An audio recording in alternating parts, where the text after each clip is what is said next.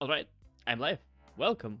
Welcome everyone. Welcome to the day number 9 of building a startup to take in a month for the Salesforce ecosystem. Not only building, but making a design and coding all the stuff and then marketing all the stuff. And all of that I'm gonna show. All of that I'm gonna live stream. So join, ask me questions, what we are building. If you're watching this for the first time, you're probably wondering what we're building, right? So we're building the best course for beginners to learn Apex from scratch. The idea is, so Apex, for those who are not from the Salesforce ecosystem, Apex is basically something similar to Java. And the idea is to create here a website where you can write your code, and basically this website should guide you from complete zero beginner to the actually advanced level, or getting your first job in the Salesforce ecosystem. And the sun, let me remove the sun. It's hitting in my face. Let me make something about that.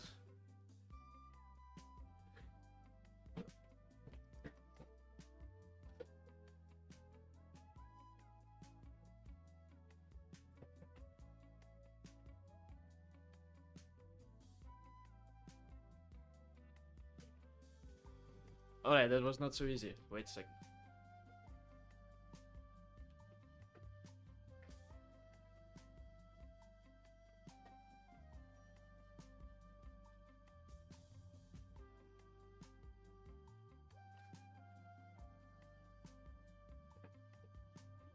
Alright, so I'm ready now. So what we have so far, and something that I struggled yesterday was actually creating the authentication to the Salesforce, because Salesforce has this really annoying way for authenticating. It's still pointing in my face, but anyway. But I managed to do that. I managed to do that in here in React, in Next.js. And for now it looks like we are quite successfully authenticating to the Salesforce. We are also able to get the data and even display it here. So here I display the ID that we are logged in. When you click on the connect org, you go connect to your with credentials with username. Now it's not gonna work because it's so sticky here. So because it's already connected, and we don't have the logout. We don't have the logout. Maybe I can actually show here. Here we go, connect org. Now here you type your credentials, you log in, and you're navigated to the modules, and later we're gonna display here a name, and we're gonna align everything everything properly here. But for now, that so that we can see that you're actually authenticated. So the plan for today is develop kind of a test if we can actually run the code. So I want to develop the page where you can actually write the code, and this code will be sent to the Salesforce, and the tests will be automatically shown for you. Because as you see here, we have the access token, and this is the most important. This is the only one thing that we need for actually checking the code. So that's the plan for today, and this is basically the last piece of functionality that is preventing me. Everything else is straightforward and was done before so many times. This piece of actually checking the code from some third party and sending it to the Salesforce, this piece is actually, for me, quite hard, and it feels like a research project, and everything can go wrong here at this point. But I know that it's possible. We already have done it for React. Sasha already done it. So today we just gonna be trying to move those things into actual web page. Let me check if the live is going. Yes. This is not a distraction. This is not a distraction. This is just checking that the live is actually going. Okay. So.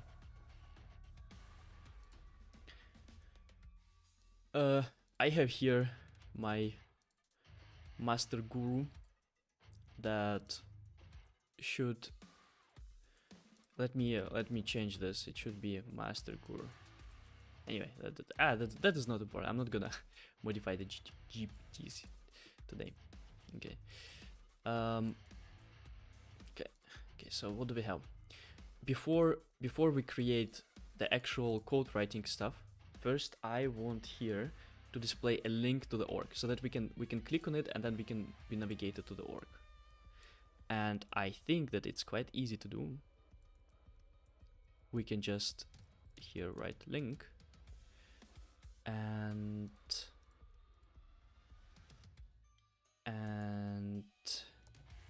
ref equal, and now here, so and now here we can link into the Salesforce data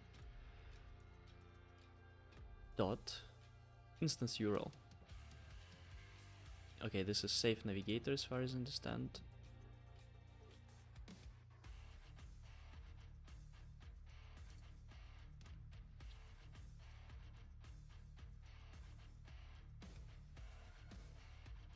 Nah. Okay, quick fix. Fix using Copilot. Fix for me. What's the problem?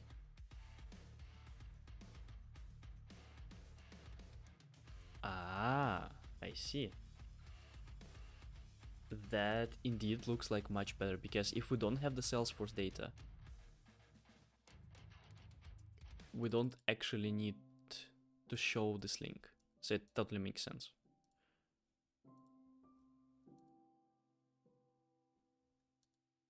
Now it doesn't show anything. Let me bring back this and show the instance URL. I mean, we do have the instance URL, right?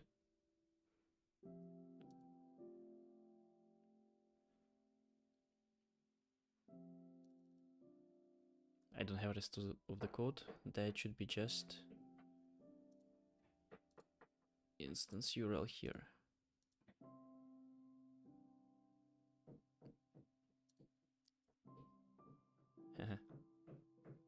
It's possibly null. So it's automatically checking for those things. It's actually quite awesome.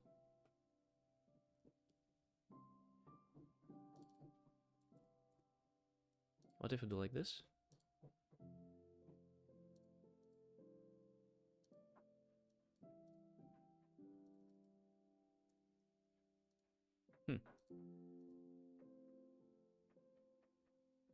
This is the href, but we need here to also specify the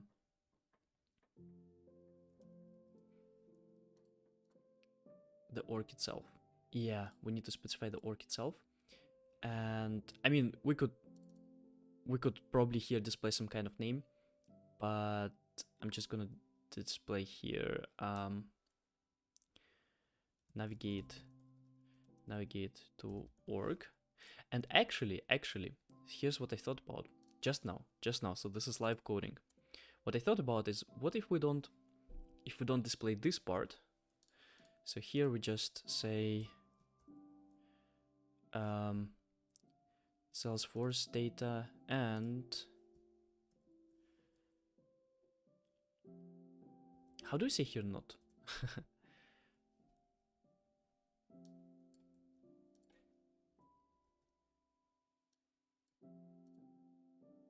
Can I say not? Yeah, nice. I can actually do that. That's awesome. And if I go here to the private on the local host, I won't be able to see that.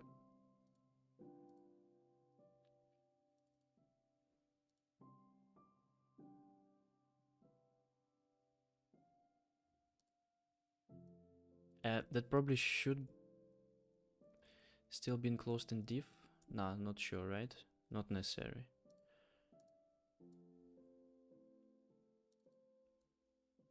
It says Salesforce data, and so the thing with Salesforce data is that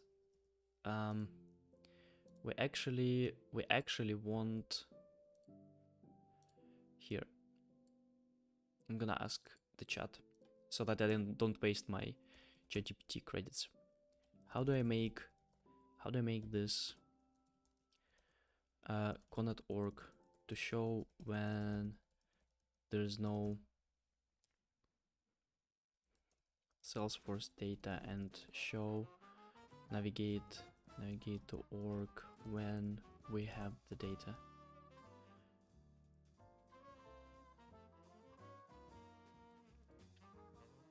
And I see here type of navigate to org.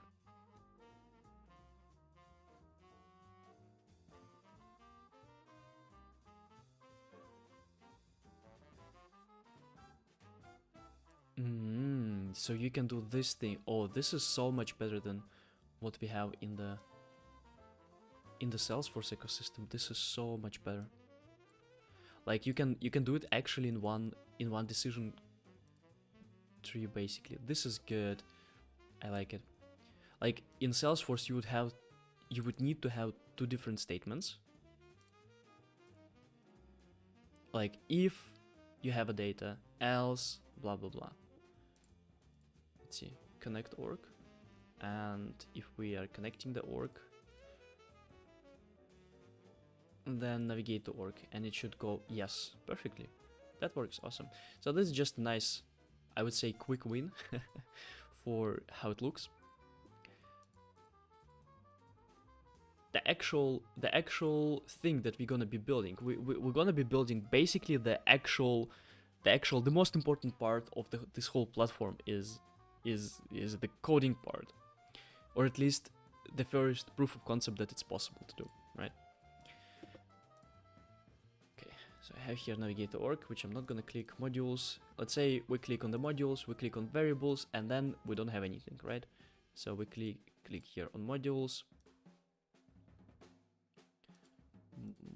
syntax, and then here we need to create variables, and then we're gonna have again the index.tsx. So if someone of you is watching that and knows if it's a best practice or not best practice, just tell me, because this is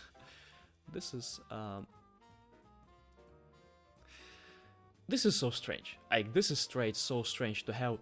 Now we're gonna have 4 index.tsx in and they're so near. This is so strange. But anyway, here we're gonna have let's say variables. Like how should we call them? Should we call them lectures? Should we call them sessions? Yeah, let's call it variables lecture.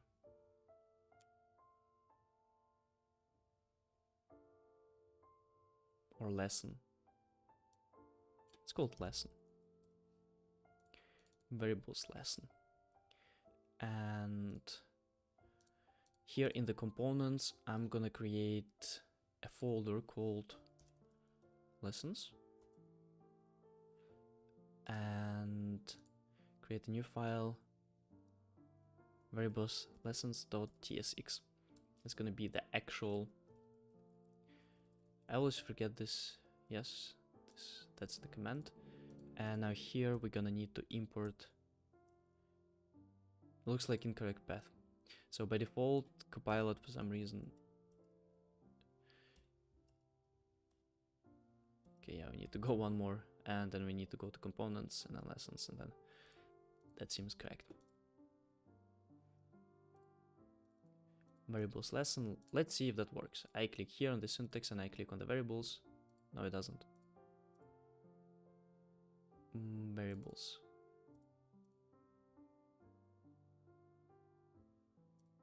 Do I have a typo somewhere?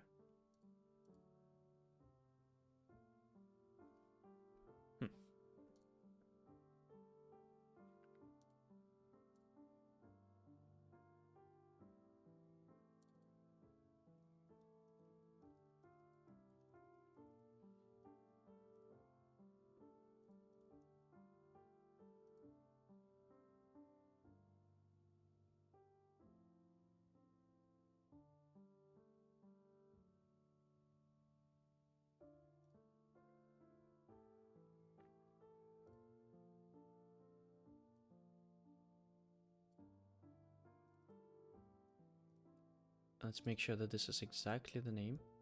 Variables, yes, that's exactly the name. Modules.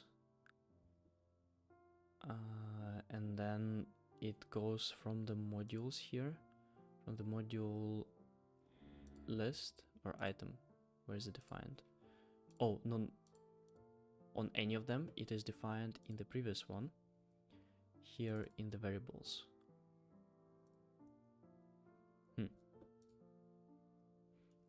Now let's ask my ChatGPT.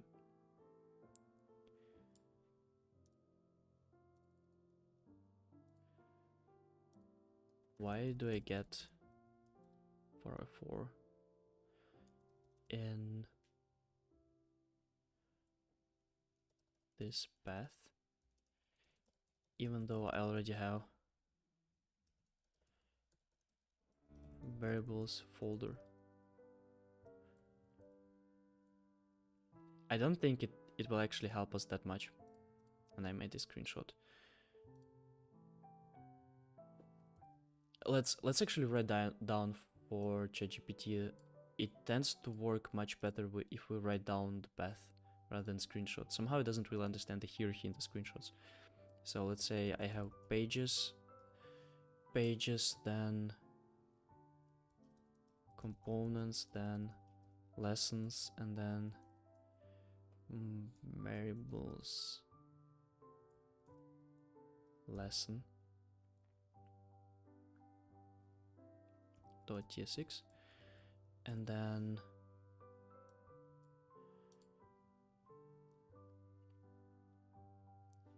what is the hierarchy here?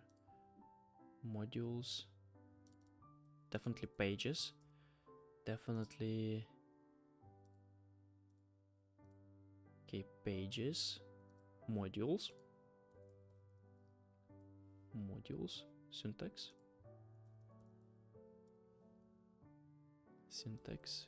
variables, and then index.tsx. Here's written path from the screenshot. Well, I see, because I'm navigating to the syntax. I should navigate to the syntax, because it's under the syntax, right?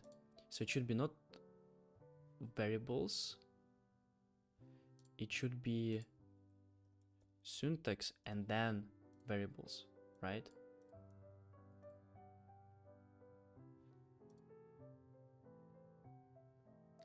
Well, look at you, trying to navigate the labyrinth that is file structure Next.js project. Let me don my explorer's hat and decipher it hieroglyphs you have provided.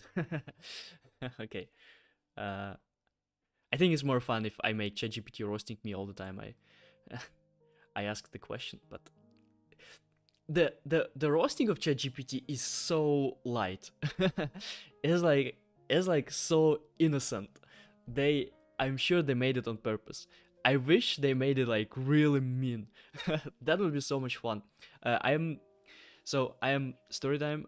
I'm a part of a community called Small Bets. Basically, people getting together and making small startups in attempt to make it or to make some money or just to build something. And so basically the idea is that people say, okay, you actually want to make money, don't go to and create startups, go and create a lot of small businesses and small platforms, for example, SaaS businesses or small service business or packages or courses, whatever. And the community is actually quite good. So if anyone watching this and want to join, that's quite a cool community. They have a bot there. Then you can speak to in the main chat, and when you tag it, it's gonna like roast you really, really cool. Like, it's so funny how it roasts you. And the ChatGPT, yeah. Well. Okay, so yeah, exactly. This is module syntax to pages.modules, exactly. Or we modify the path here. Let's go to modules and syntax and then variables, and now we're here. Awesome. That looks great. First of all, I'm gonna create a structure, right? So I'm gonna create a structure because according to the Figma design that we have, let me look at this. The Figma design is so good, but there's no way I can implement it in exactly the that looks exactly the same.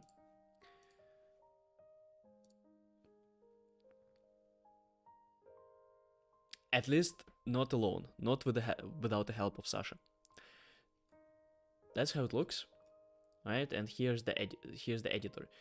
So for now, I want to implement the left part as a kind of placeholder, and then implement here only text a little bit, and the most important this thing.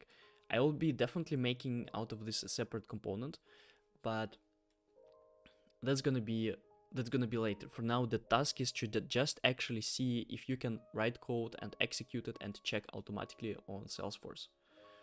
I'm gonna close it. I don't actually need this Figma design.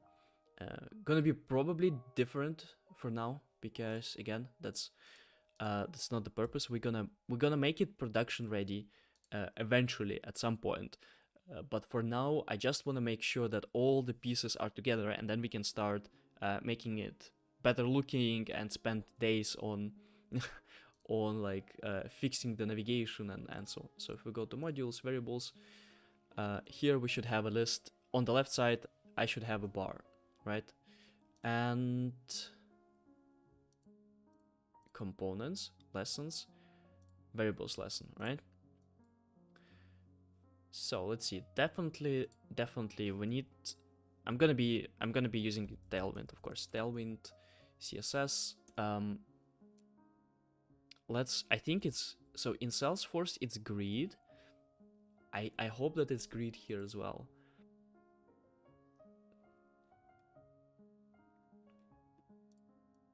Okay, so they have here an example, grid calls. Let's ask ChatGPT. Let's say I want to create a main section with 2 columns. A sticky left navigation bar that will show a list of lessons, and the main part with a text, videos, and a lot of other things. What would you? I think we need to create. Yeah, I think we need to use grid. For some reason I thought for a second for flex, but flex is more like for inline. So I think it makes sense to use grid. How would you recommend doing it?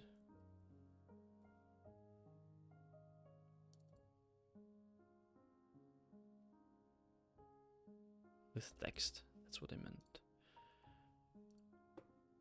I mean, I already know I don't really need ChatGPT for that. I'm just gonna be using this one.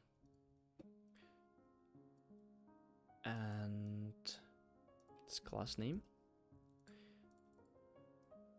And here I'm gonna say left bar, and here I'm gonna say main section. And just so that we can see the difference, I'm gonna color them. Class name.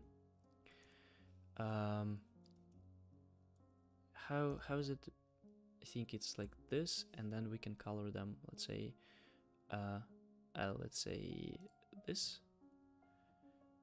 and this one is going to be class name equal to, let's do something more pleasant like green. This one. Okay. Now how do we make them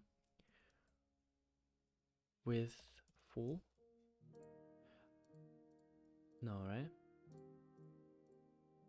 Okay, I'm gonna close this so that we can a little bit easier navigate between those things. Okay. Let's ask ChatGPT. Let's see what it answered. The grand quest to create a holy grail of layouts, are we? Well, buckle it up, because if you're not crave for Frankenstein, most of CSS haunts your dreams.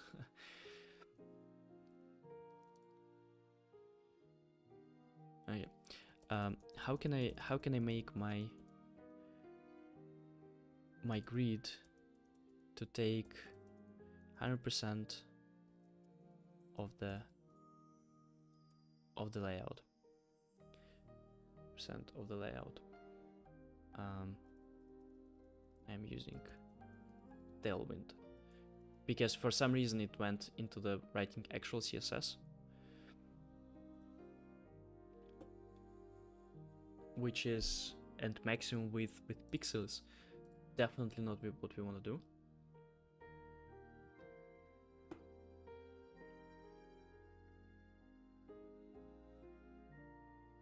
Bless your heart for trying to use Tailwind without knowing its soul. Yeah, thank you.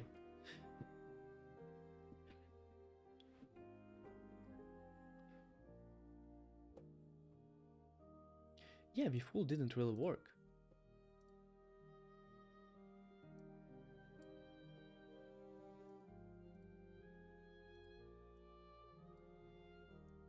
Even though I thought, okay, so this thing works, but the main section is not.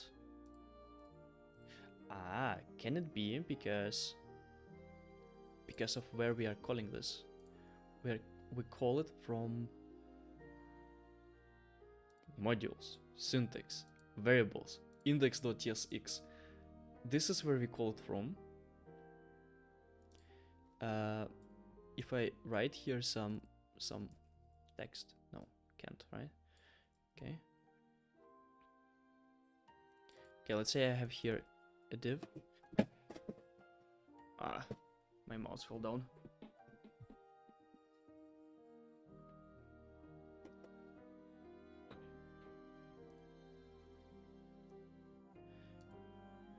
Okay, let's see. Let's say we write here a div.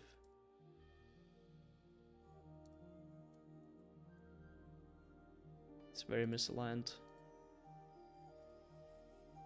What's happening here? Okay.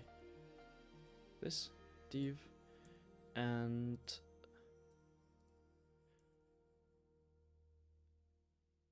let's say I'm gonna make a background color for this one. Class name equal to background, let's say red. Aha.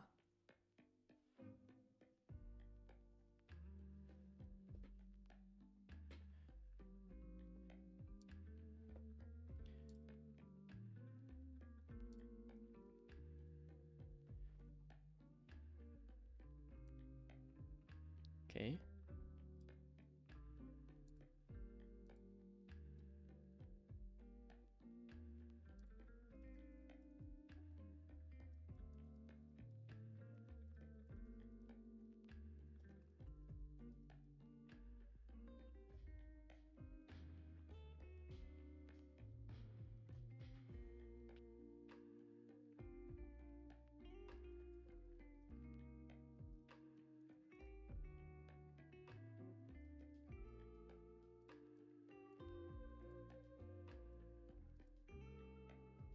And let's also give an example from here how I call it.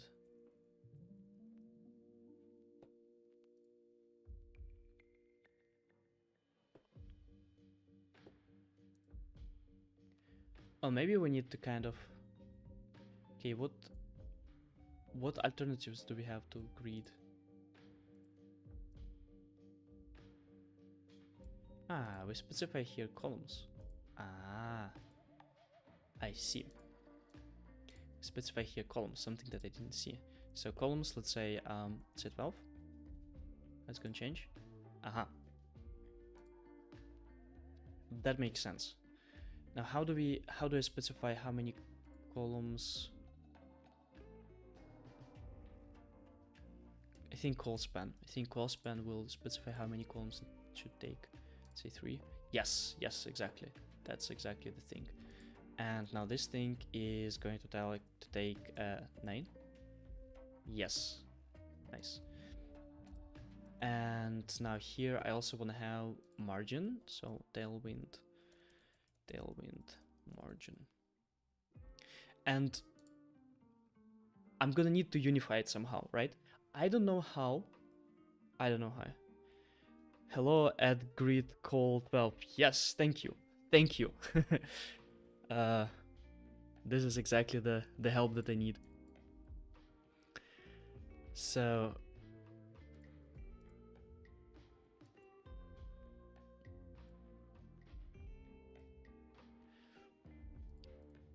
left bar. Grid calls. Yeah. Thank you for that.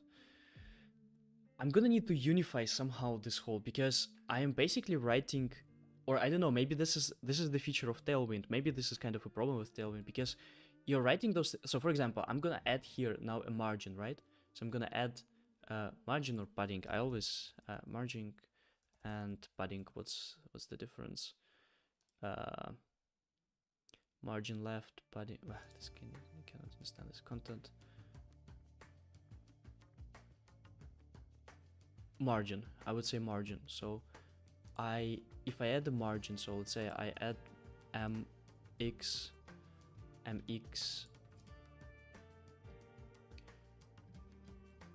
what options do they have for mx? They do have mx, right? Yeah, mx2 or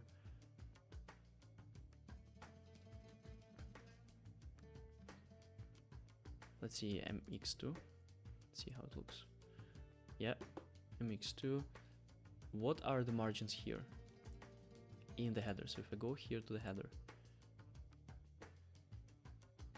padding. Yeah, we've been using padding here. Okay, let's do padding then. Let's do padding then.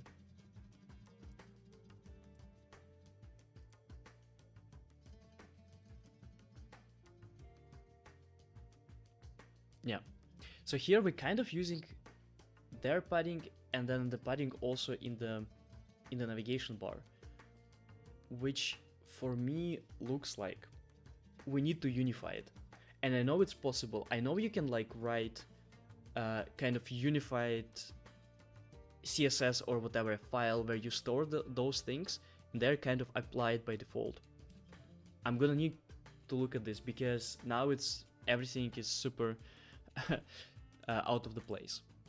And I'm gonna do px because we already have here what we want. Yes, we already have that. Right, good. I can now remove this awful coloring here.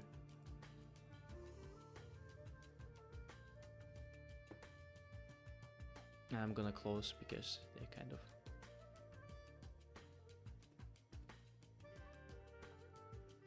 too many things open.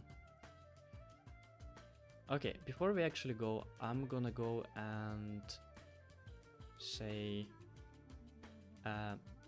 connection to org works, and I'm gonna commit it and I'm gonna push it. And so the way it is now, the Vercel has the access, the GitHub is connected to the Vercel, and Vercel is automatically deploying the things when I push something into the main, which is causing it to fail because I didn't include the environmental variables. And quite frankly, I don't really want to make it now in Vercel anything.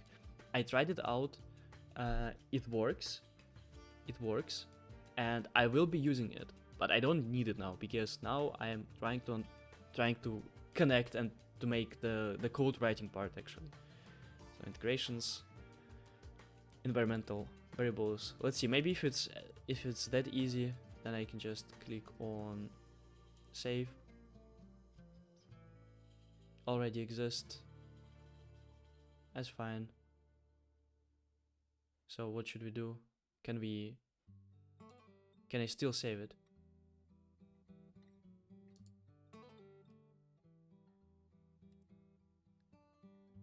Okay, I can modify them here.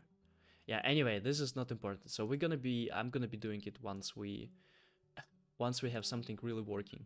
Then we can do those things. Okay. So the left bar, let's have a look at the Figma design, because I really like this color. So what is this color? Okay, I guess this is very basic color. F5, F5.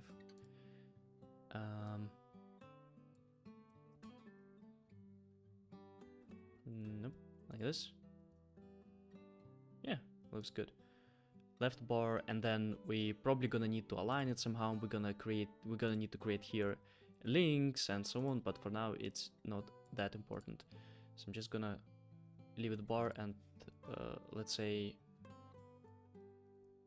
nah, not even this. I'm not gonna do anything, so just gonna be left bar for now. Because the most important is this one, the main section, and the main section will be just white. So we know that now it has the right padding, the right margin from anywhere, so you can just turn it off. And I mean the header, this left bar navigation is gonna be like a whole probably day or something to create it.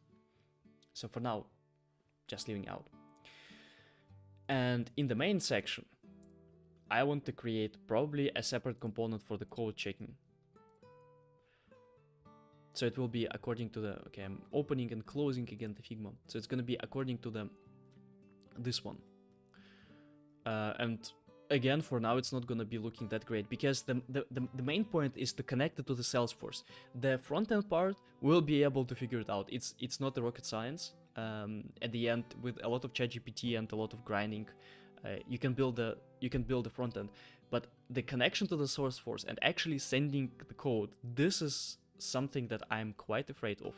So I'm gonna be doing this first.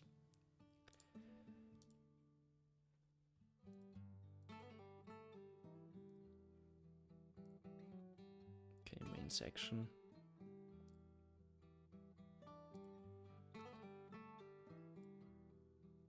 So I think that the way I would do it listed in Salesforce, I would create a separate component for this whole thing, the main section, because we can make it reusable. We can pass into this component what kind of lesson do we want to display, and based on that we can make it reusable. So I'm probably gonna create here something like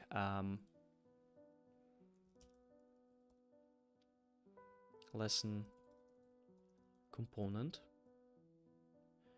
and I don't need to pass there anything, and this lesson component is going to be probably in just components because it's going to be quite reusable. So TSX lesson variable lesson components, and of course I need to import it. Nah, again, GitHub Copilot didn't really guess.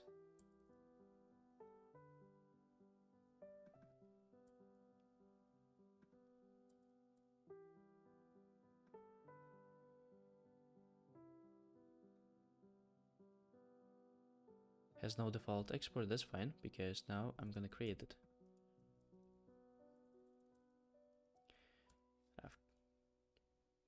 And now hopefully this one should be happy as well. Alright, and what I'm gonna pass there, what kind of lesson do we want to display, and later I'm still thinking about it, so I'm still not really sure how should we store the actual lessons. Maybe in the database, maybe not. And actual tests and code, I kind of suspect yes, but who knows. We're gonna be brainstorming this thing with Sasha, because who knows, I don't know the best practices, not even the best practices. I think I kind of feel weird because you can just hard code those things in Next.js, so you can basically just take everything and just put it there, and like the text and the videos, and you can just hard code everything. Like in Salesforce, you kind of can't. You kind of can't. So I feel really weird about that. You kind of have to work with database in LWC. I still don't really understand this separation, because we definitely have some kind of memory here, right? We have JavaScript, so JavaScript has variables, means we have kind of internal memory in the browser, but then we also have the database itself. Yeah, I mean, so I'm 90% sure that we're gonna need to save the content itself in the database, or maybe not. Maybe not. When I'm speaking about it, I'm getting more unsure. But I guess I'm gonna ask ChatGPT at some point. But for now, I want to create here a type, and let's say this type should be component, should be the lesson type, kind of. And somewhere I have types. I know that I have types here, modules and types, and I'm gonna create a new type called lesson.ts. Like, in comparison to what we are doing usually, that feels correct. So I don't even ask ChatGPT for that, but I kind of think that should be the correct way. So the lesson as a type, what should it have? Export. Let's see, I'm just gonna copy type module. Export type lesson. It should have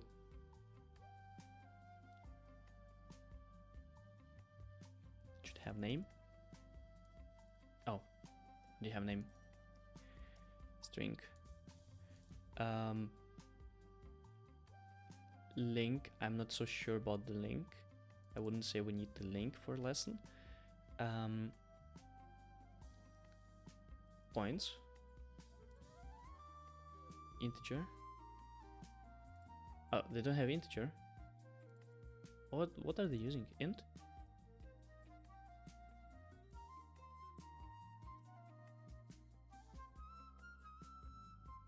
Number. Oh wow, that's called number in TypeScript. Okay, good. For now, that's it, but I would also say content string, but that's something that we're not gonna be using now, content, right? Just thinking about the future, we might need to delete it. We might not even need this type. And now I want to import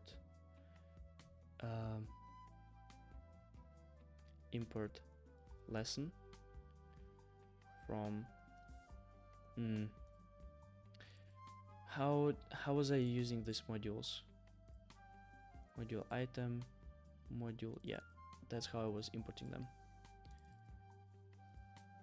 Types, lesson, and here also lesson. Oh, and I'm in the wrong one. It's variable lesson. So wait. I shouldn't have touched this one. I need this one. Lesson from types lesson. Really? Can't find it. Because we need to go. Yeah, that should work. Okay, so we have the type lesson. Now, first thing that I'm gonna display is I'm gonna display a big text, heading itself, and I'm gonna pass it. No, I'm not gonna pass it. So again, we're back to this discussion where to actually store those things. I don't know, and not the question for today. Definitely not. Just for now, let's just hard code and let's say integers. Say integers, yes, looks good. And then the next paragraph would be, I'm just gonna copy from Figma those things.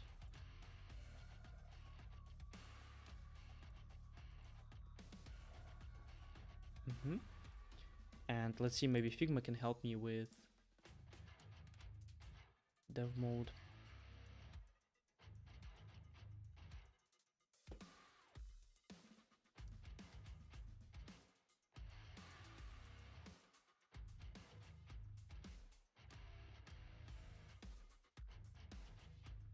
I definitely don't like how they write with pixels.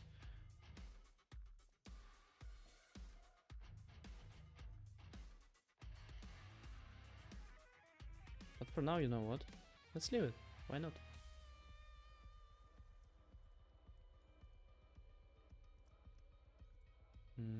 Then let's just actually copy from Figma even this part.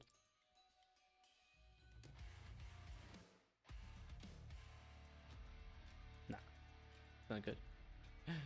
Thank you. Let me go back. I can copy some parts. I don't need to copy the whole, right? Leading relax, no idea what it means. Text black, I'm not gonna copy this. Okay, I just wanna copy the margin actually.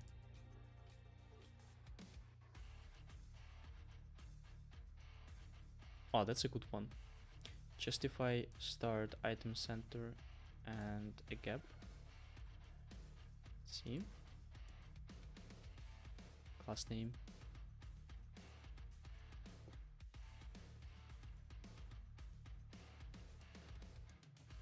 Okay, then it means also that we need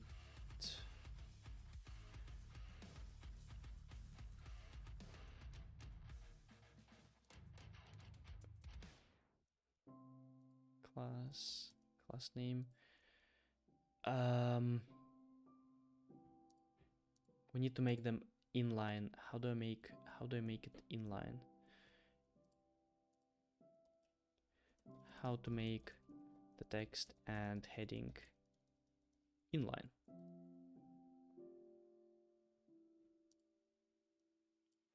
I know that there's a way in VS Code to actually show me only till here. I think I should set it up. But again, those things, I will set it up when I'm completely tired and can't do anything, just setting up settings.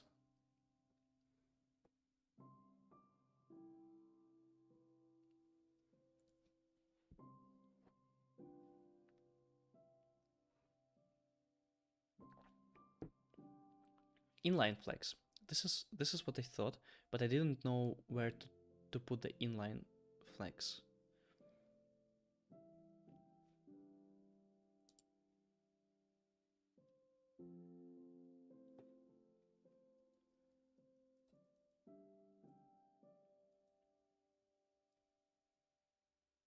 What about this? Ah, wait, it's already inline flex there. So maybe we can just make it flex item. No.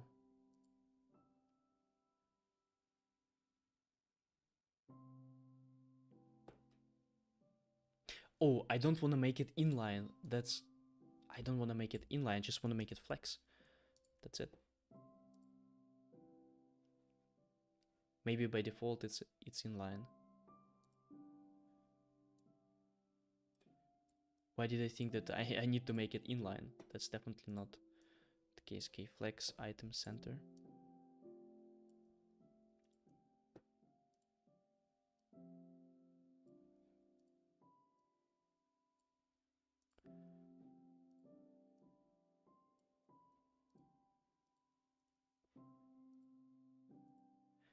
Okay, something seems strange for me, and I think I know the reason. And I think the reason is because we have here... No. Okay, tailwind flex.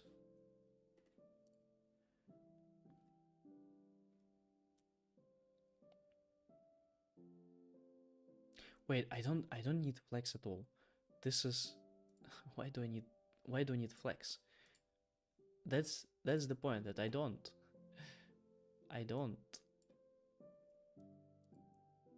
Exactly. That's the way. Hey, nice bro. Hey, welcome. Status King. Welcome. Yeah, we don't need it at all. So we can delete also those things. Overflow hidden. Does it change anything? No. If I don't see something, it means I don't need it.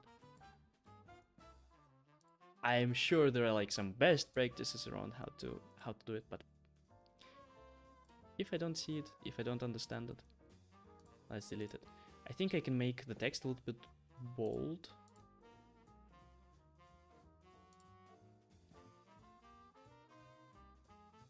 Text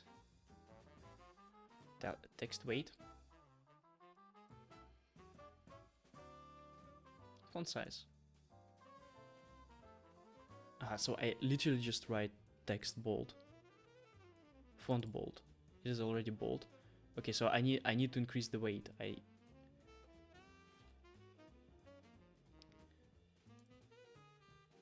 Let's say text large. Say text large. That's not large at all. It's kind of small. Let's say XL. That's better. That's better. Okay.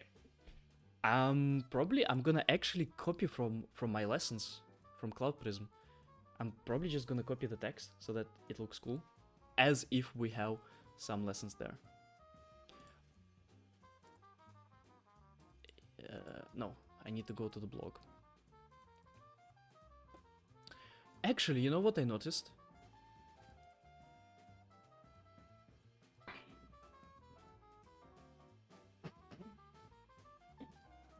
We have hundreds of young and creative programs. Sometimes we like to share with each other quotes about developers. I quote from someone at the right time. Give us...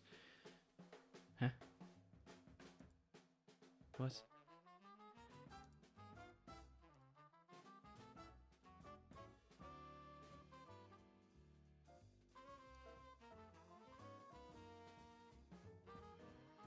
Okay.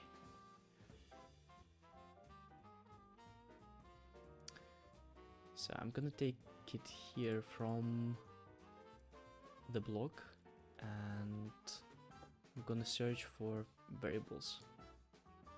Methods, classes, variable operation. What is a variable in Apex? Yeah.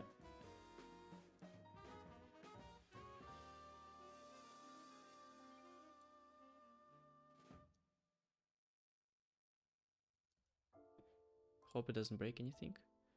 Yes. And probably I can make different paragraphs here.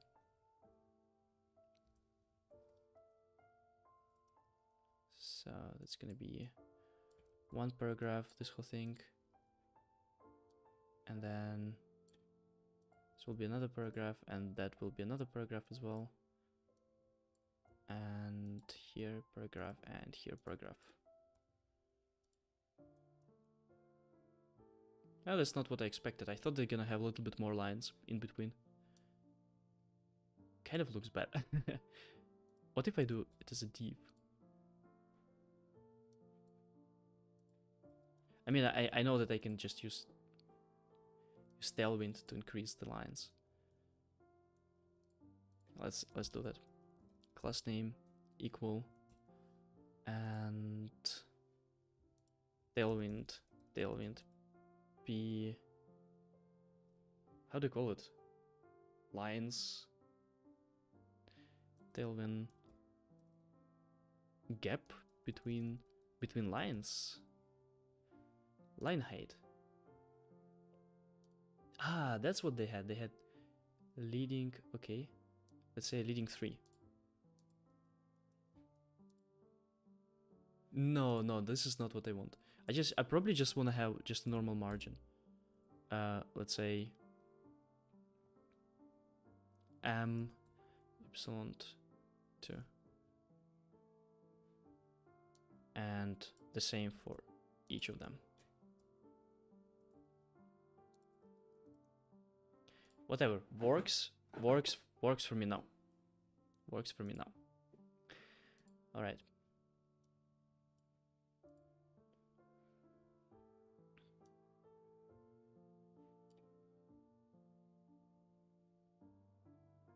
I wonder, what is gap? Can we use gap in this case? Gap 8? Gap 12? No, it doesn't look like. Again, not the purpose of this day. Not the goal of this day.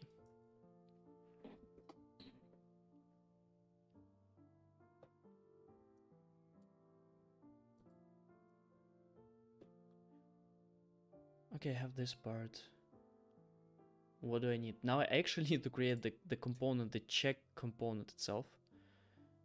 And first I'm gonna create it here, and then I'm gonna put it into a different component. Right? Or should I immediately create a different component? Let me immediately create. I'm gonna say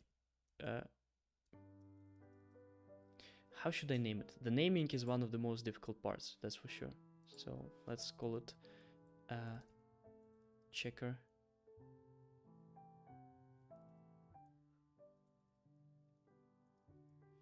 Like this. And I'm also gonna put it here on the components level, because that's quite a fundamental one. Maybe later we can rearrange them. Checker, lesson component, and now here the same as checker and the checker itself. Okay, good. Checker, so it looks good. Now I would like to align the checker in the middle.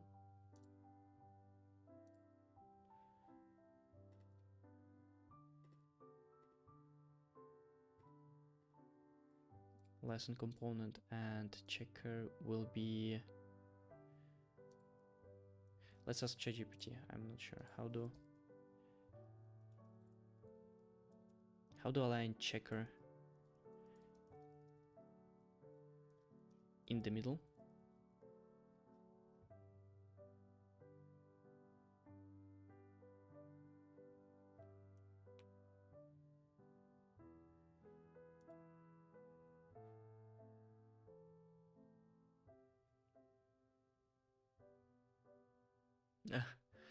A golden snitch of CSS.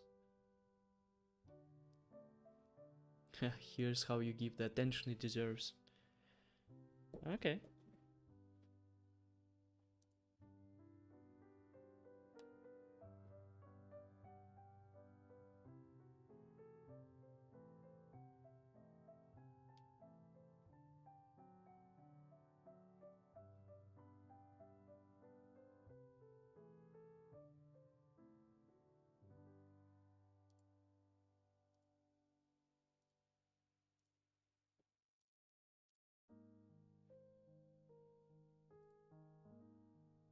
Justify center.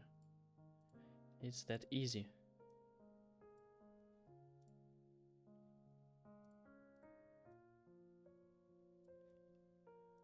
I wouldn't do it full though. I don't think we need to do it full. Likes and justified center sounds right for me. Yes, that's right.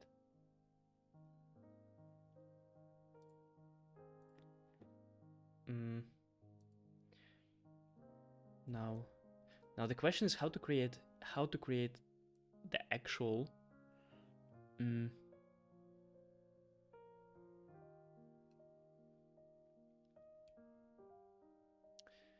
how to create the actual editor where we can write some things.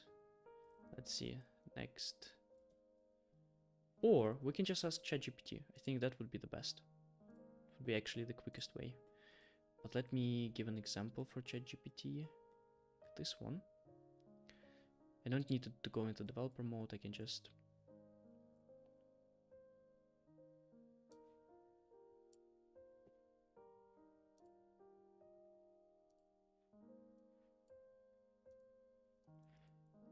how do I create in my checker a code editor that I can take then and send to the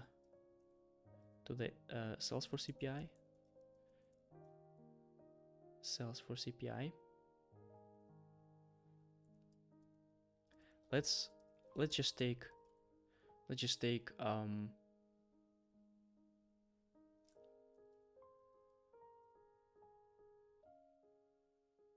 yeah, and example is in the screenshot.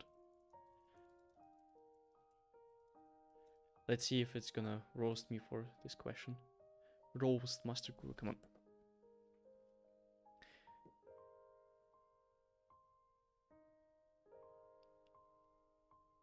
Well, this is this is nothing at all. This is nothing at all. Not even a small roast. Capture the code. On change. Okay, I understand those things. I understand those things. What I want is, I'm not really sure that this is the right one, because I want to use Monaco. Monaco editor. Monaco editor, this one, because it supports Apex. Monaco editor and Next.js.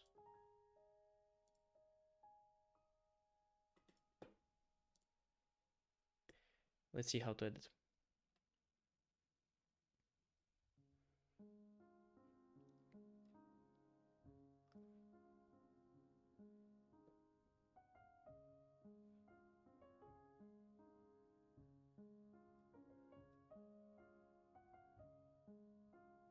Okay, so it's using some things that I don't understand.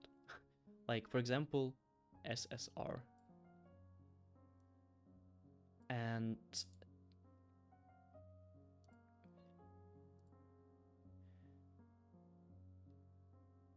as far as I understand, they kind of create a different component for that.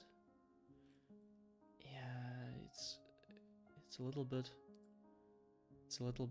hard to understand.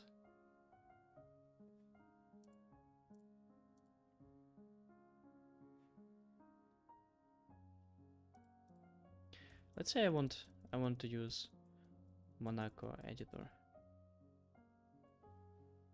Ace editor. Let's see Ace editor.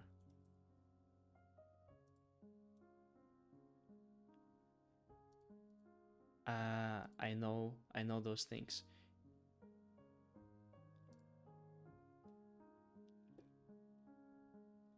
But I think it doesn't support editor supported languages. I don't think it supports the language mode. Apex. Let's see. Yeah, there's no Apex for this one. Apex. It's typical. But Monaco editor supports it. Look at this. Apex. And it even gives a really cool example. So that's really cool. Let's see, do they have, maybe they have a documentation here. How to use it. No, I don't think they have documentation for the API, which is good to have, but not what I need currently.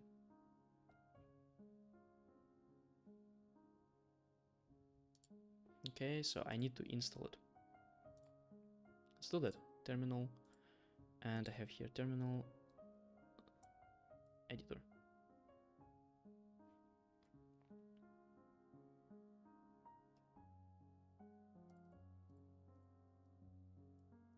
Okay, import Monaco editor. Okay. Doesn't see it.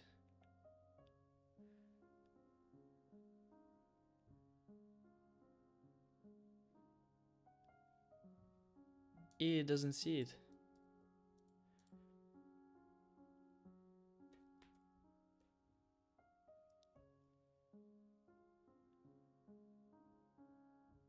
Yeah, replace with Apex. Yeah, that's exactly what I'm gonna do. Come on.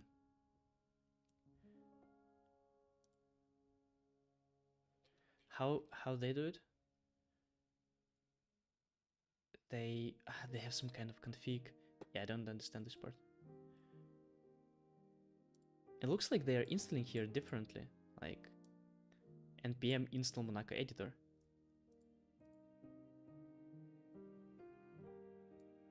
React Monaco editor.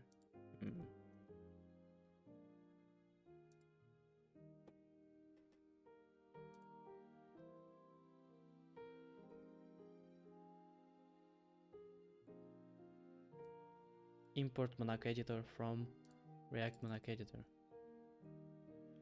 Ah. Wait, what is the difference between if I put it like this and then it doesn't see it, or if I put it like this and now it sees it?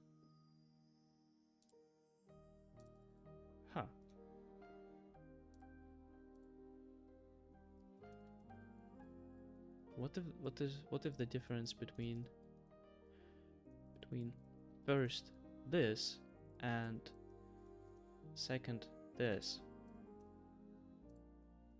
and this, the second one doesn't work. The first one does.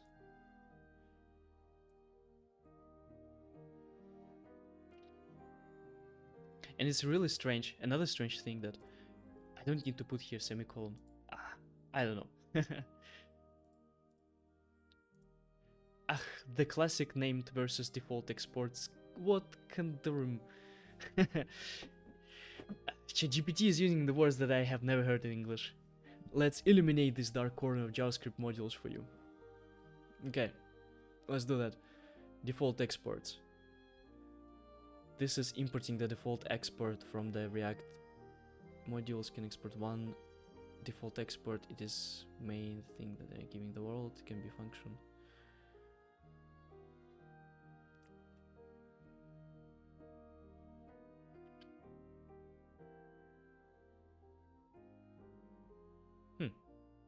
Maybe some example. Think of default export bakery selling you today special without telling you what it is. It's a surprise, but it's the only one they have. Named exports, on the other hand, is like specific order. Okay, I kind of understand it. Kind of understand actually this this explanation. I think it's good for me. If it's gonna work, then it's good for me.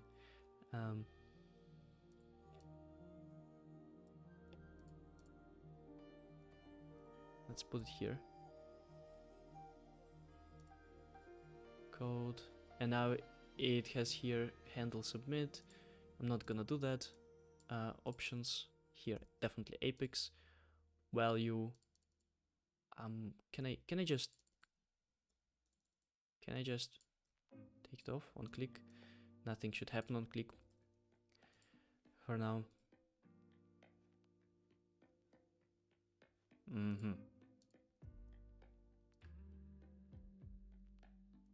Global CSS cannot be imported.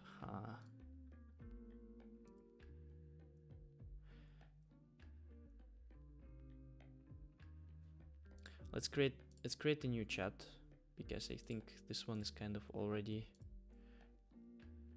used too much.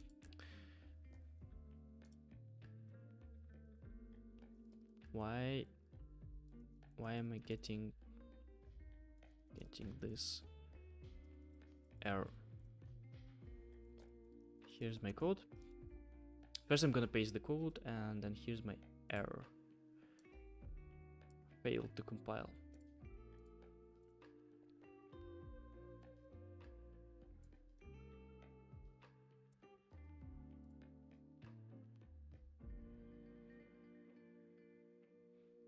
The classic tale of a developer bravely venturing into Three Heroes world of Next.js, only to be abused by the infamous global CSS cannot be imported from. Well, I'm glad it calls it the infamous one. Yeah, so how culinary disaster, what the hell? It's really bad. It's like, I don't know, it's cringy, but sometimes the stuff is good, bad, cringy, but not this one. It's just bad. It's just bad. I need please make someone ChatGPT that can actually be mean to you.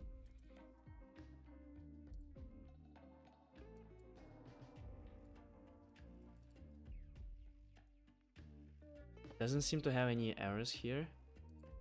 What about this? It does have errors.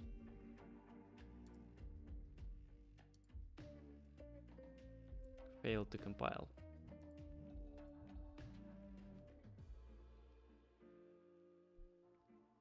So basically, server-side rendering. So I think this is where we explicitly say that we make server-side rendering, right?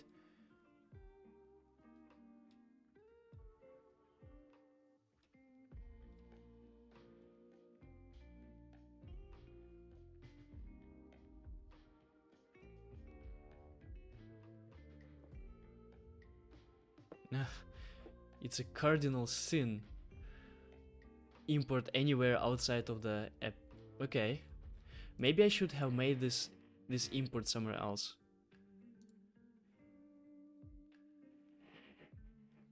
I don't know.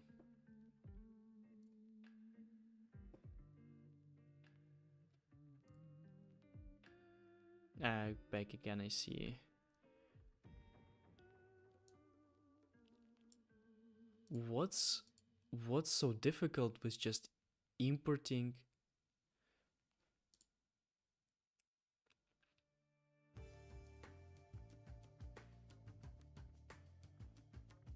Why is it so different? I feel like I'm missing something. Like, look, they just import here. They just import here an editor. I think ChatGPT is trying to trick me into something, into a different path. I don't think that I actually need it.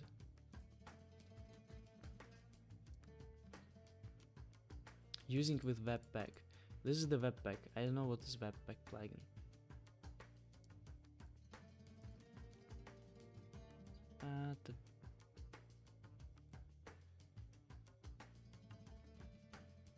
Nah, okay, let's try another one.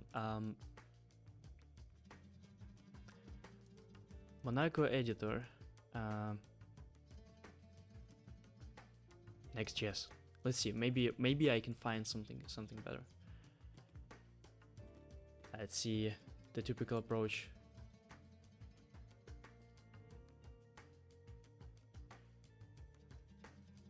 Oh, they installing quite a lot of different things. Install React Monaco editor express site next CSS loader save. Hi bro. Hi. Welcome.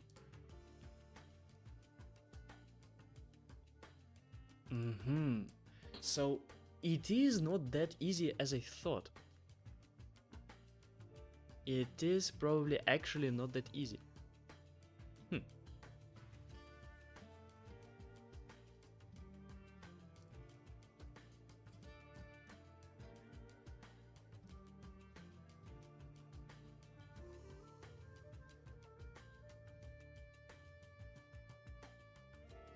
How is Sasha doing that?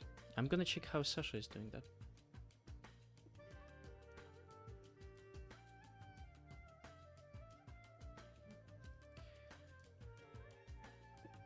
Profile, because we already have this part. So we already have this part.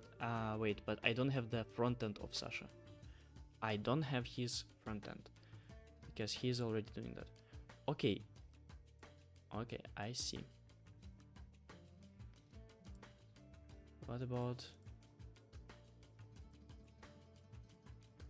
Oh, that looks something that I like how it looks.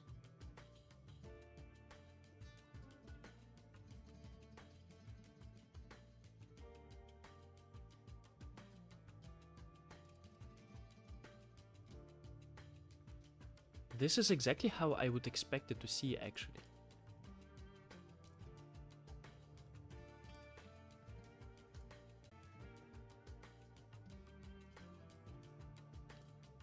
Cannot use.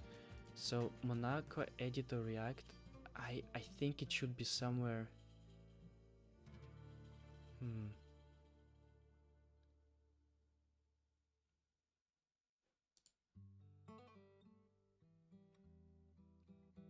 Those are the dependencies. What if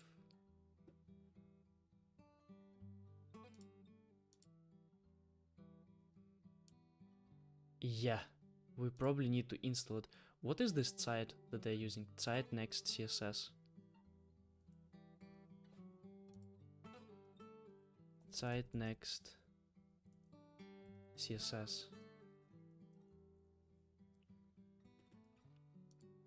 What does it do? This package have been deprecated. Next.js now has a built-in support for CSS. The built-in support solves many bugs and pain points that the Next.js plugin had. Alright, let's have a look. So apparently we don't need this. Okay, Next.js supports different ways of styling your application, including global CSS. Oh, is it what we need, actually, global CSS? Like, to create so that, for example, the margins or paddings on each of the pages are the same. I think so. I mean, sounds like this. CSS modules. Create locally scoped CSS classes to avoid naming conflicts and improve maintainability. Yeah, okay. Okay. Anyway, so now, okay, the importing part goes well. Now here we need to put the editor itself.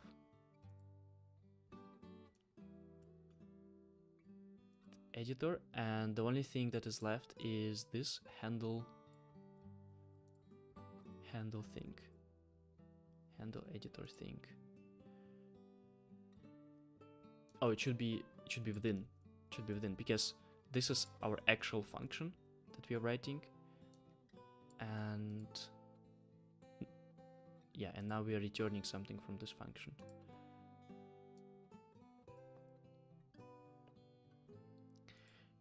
I think it kind of looks like they're not using... Aha, use ref. This is something that we didn't import. Okay. One error less.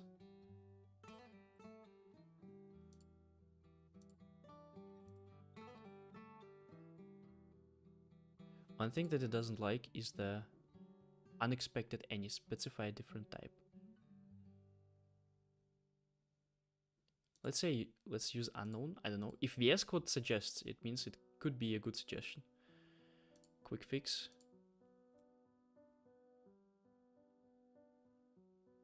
To fix the problem, you need to specify the type of the editor ref. Yeah, I don't understand why a lot of examples that I find on the internet, they seem to have problems when I have them locally. I suspect it's because they're not really that strongly typed, and I think that in my instance, VS Code really enforces to be super strongly typed. That's my idea behind it. No?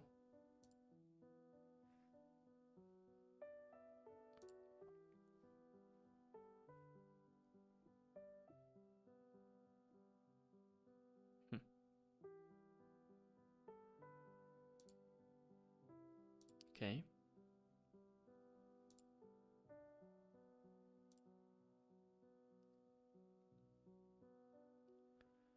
No, another suggestion.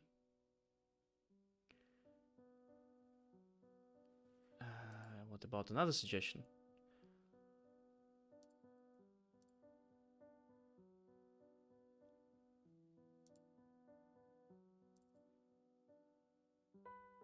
Well, actually, the type of this thing should be indeed Monaco, right?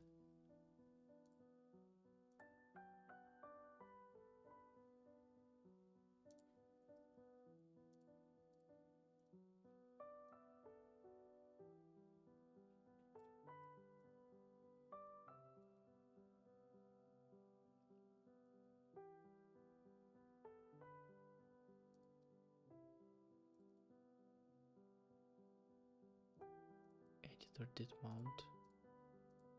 I don't understand this thing. Because I don't understand this thing, let me just paste it as it is and not modify it, and then see if I can remove this on mount.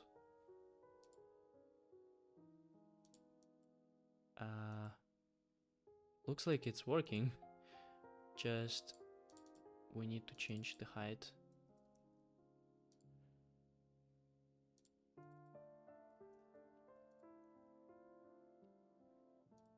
Apex, say height, and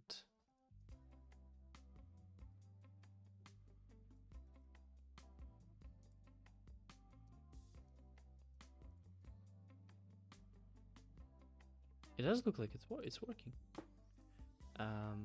Probably also height will be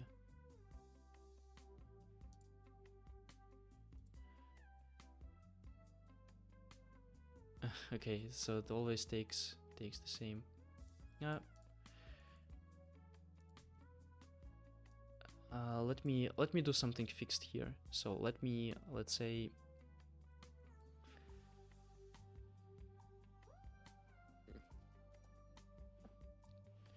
5 is too few, 20. 20 and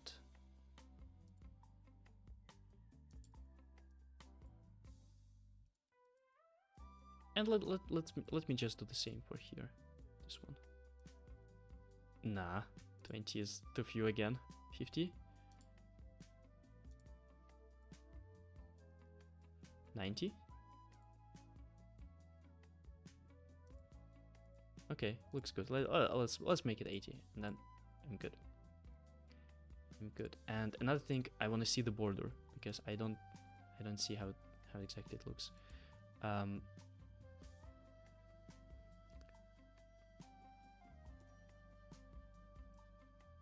How do I make a border?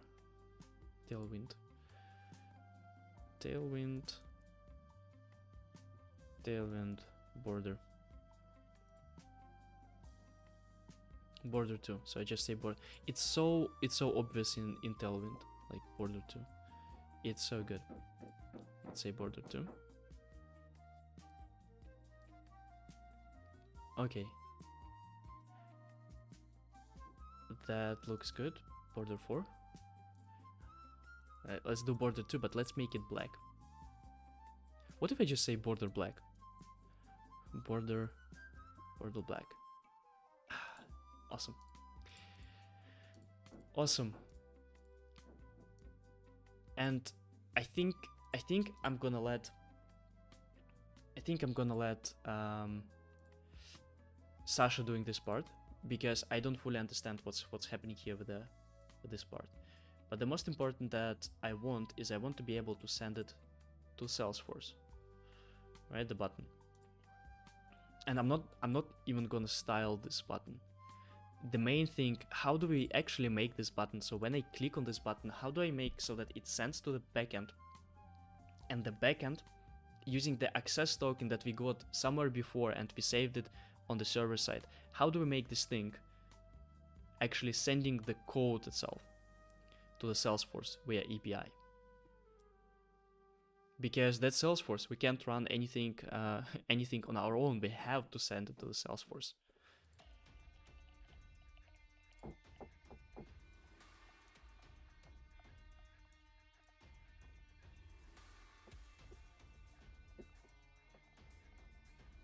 Judging from what we had before, I need to have here some kind of function that will be called.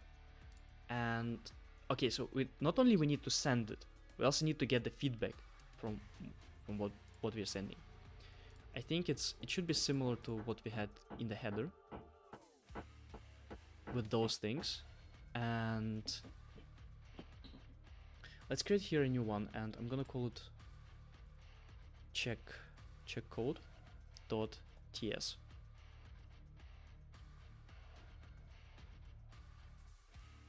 Here's my checker, and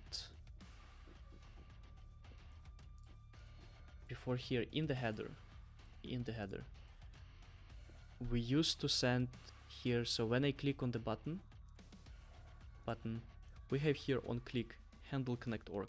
The same way, I'm gonna have here on click, not handle connect org, but handle, let's call it handle code check. Handle code check. Okay, let's see. Actually, the copilot's just quite a good thing. I'm gonna take the edit ref current and I'm gonna display the value.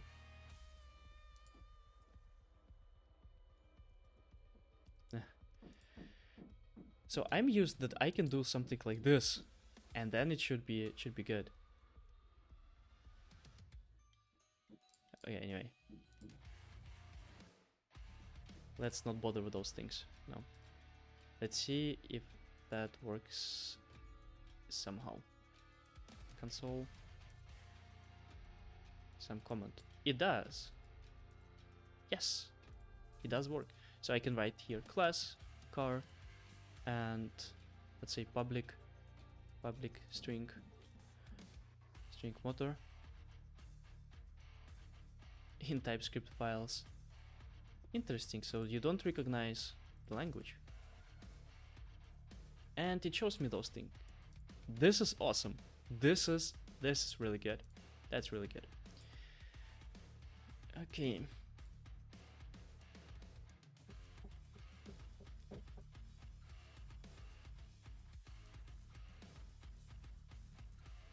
Now I need to send it.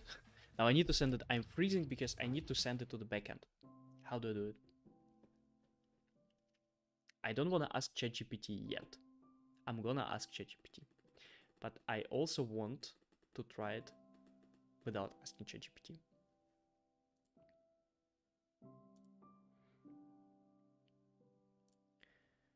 Because I'm always asking ChatGPT, but I'm asking because I want to learn how to do it. And to learn how to do it, we also need to learn how to apply it.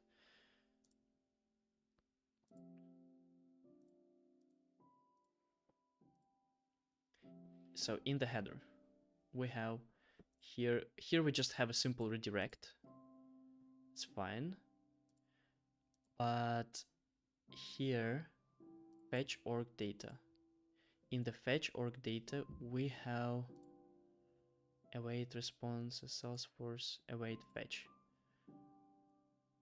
Okay, let me take this whole thing, and I think this is what I need.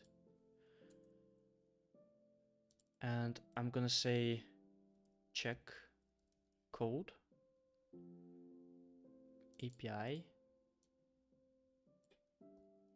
check code. Okay, so this is fetch, but how do I actually send it? I don't think that I know how to send it.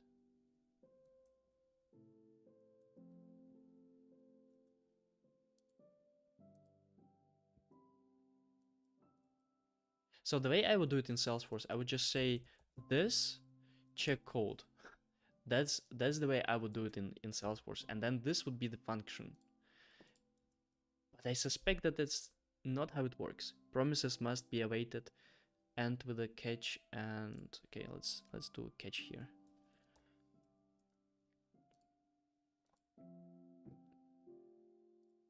Or let's see. Let's actually see if this check code. Let's return here in the check code something. I'm gonna copy the callback, I think. No, what is? Yeah, this one. I'm gonna copy this one.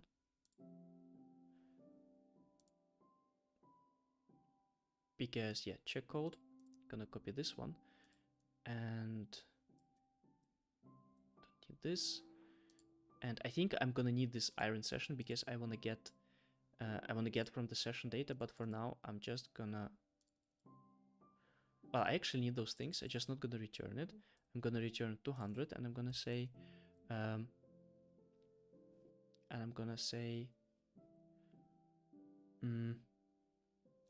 code is fine. Code is fine, and here check code, and here check code as well. Async function.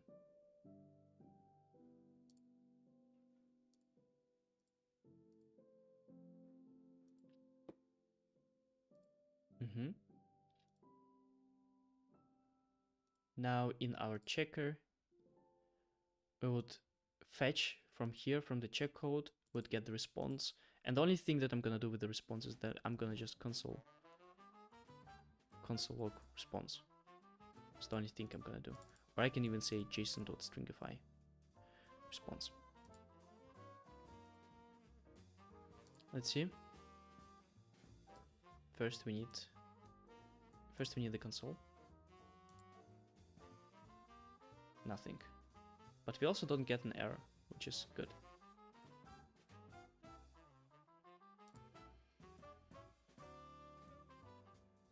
Which is good.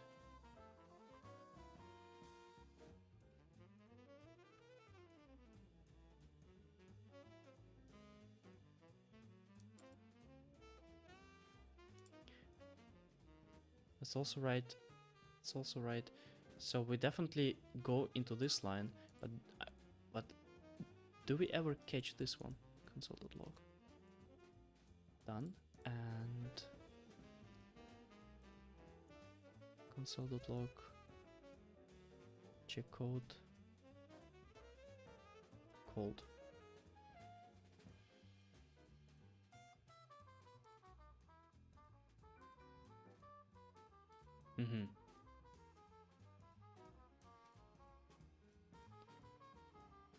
Let's see in the terminal. So if we add here in the check code,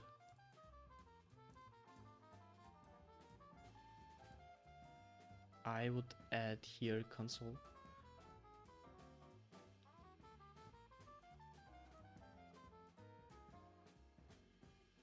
Console.log.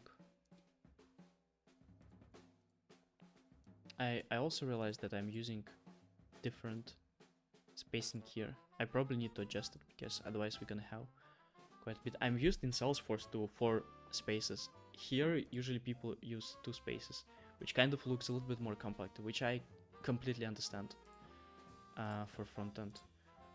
Because in frontend or in Next.js you need to have a lot of like components within components within components, and in Salesforce we don't have it usually that much. Okay, send to Salesforce. Check code was called. Okay, so check code is getting called. It's just probably that I'm displaying the wrong one. Probably I'm displaying something wrong in the checker itself. So here, API fetch code. Is it the right one? Yeah, API check code.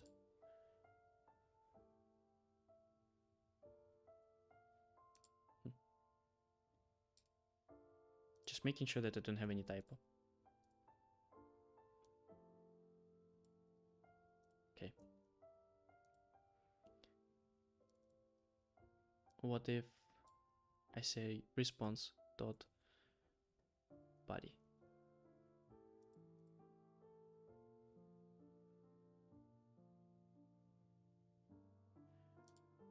No? It's not really something that you can display probably. JSON. Why are you using the pages dir and not the app dir in the Next.js? Not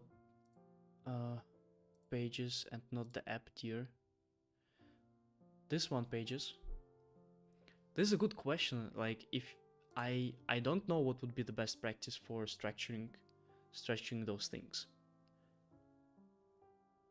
This is this was the structure that, if you know the Tio guy on the YouTube, like that was approximately the structure that he had.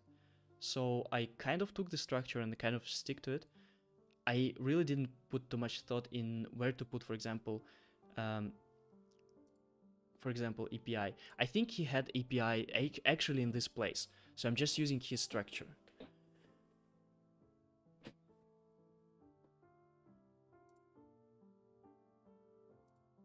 But if you know a better way, I'm always open to those things. I think one of the problems where you learn something on your own is that you don't know the best practices. You kind of can understand a lot of things. You kind of can work out a lot of stuff, especially if you're a developer. But you just don't know how should it be done in real world. Okay, JSON.stringify response. Let's at least status. Let's show me just at least status. Just want to see that I'm getting 200 back. Okay, status. So true. Yeah. Status. Yeah, of course. I can see only status. Maybe. JSON. It should be in the body actually. So I'm quite surprised that it's not in the body. Response status. What else do we have? Does it have JSON? Ah, it has JSON here.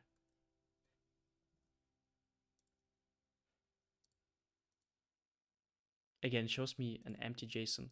Is it because I'm actually sending not the JSON, but some strange string here? Let's say resp.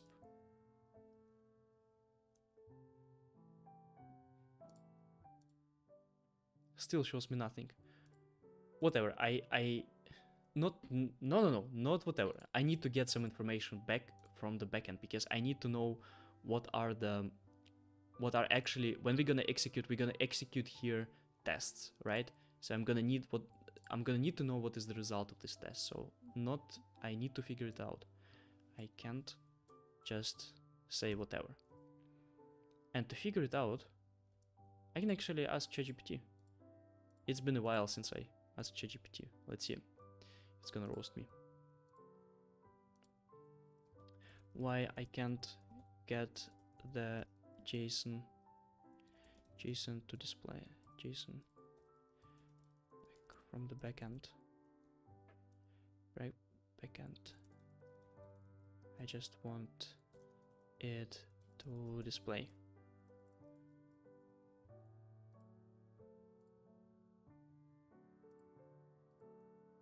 Check code. And I'm also gonna put here logs so that it can see. Nope.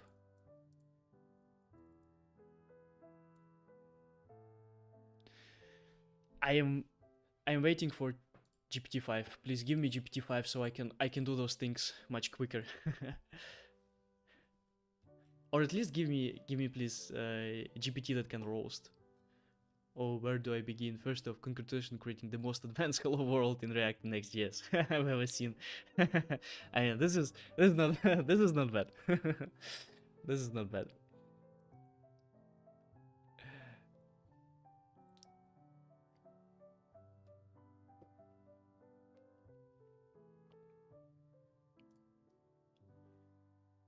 Await.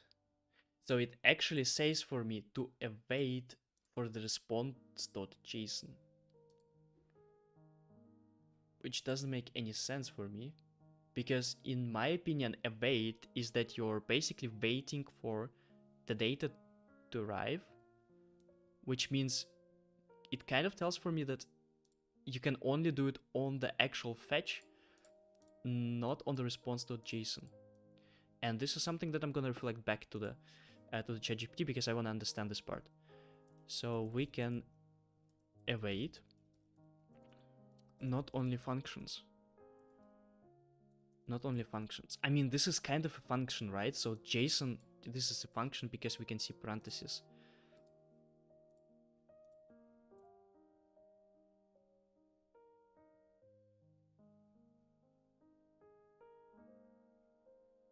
Let's address your next API route. It looks like a dummy placeholder. What do you mean, dummy placeholder? Hey.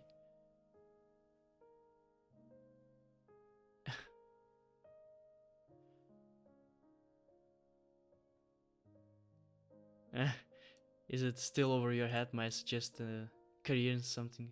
Basket weaving, perhaps. Okay. Look at you, stumbling upon one of JavaScript little quirks. Yes, you can await response.json, and no, it's not just for function. Allow me to enlighten you with some knowledge that might just save your code from being as effective as submarine with screen doors. Yeah, it's not bad. It's not bad. It's getting better. It's learning slowly.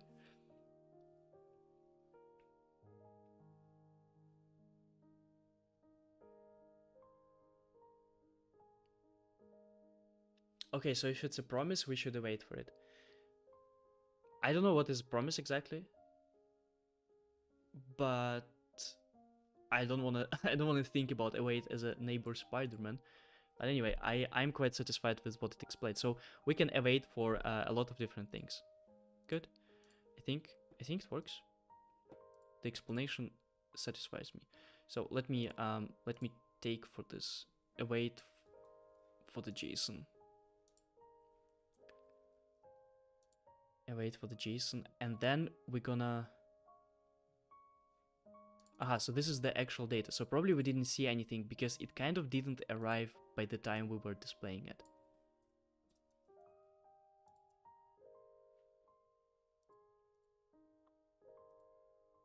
Yes! Yes! It works. Nice. Awesome. Nice.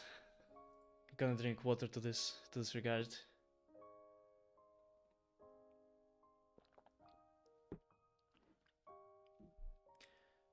This is a good milestone. This is a good step, but it's not all, because the most difficult part is coming now. The most difficult part is when I click on the button, make an API call to the Salesforce. And the plan that I have in my head is that the way it should happen is that first I need to get the actual access token that I have saved in the session somewhere before. So get access token from the session. Now, when I have this access token, I can call the tooling API with a GSForce. Call tooling API with GSForce. For those who don't know, the tooling API basically allows you to get metadata, which classes and code is for Salesforce, to the Salesforce or from the Salesforce. So, and the GSForce is the JavaScript library that we are using that allows us somehow better probably connect to the Salesforce and make all the requests. So call tooling API with the GSForce and return the response. It's like my 3 points here are like create a component, make it work, and then and then use the components. But that's the first step is actually something that I don't really know how to exactly do. I think we already have here the session. So is it as simple as just saying const and let's say access token, session data.access token? Is it that simple? I think it is. And let me log this thing, console.log access token.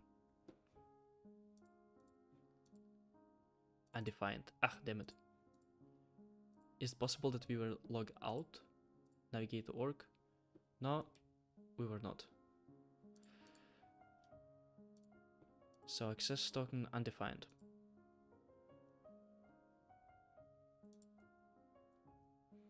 And this is something that we need to get first, because without the access token we can't really do anything.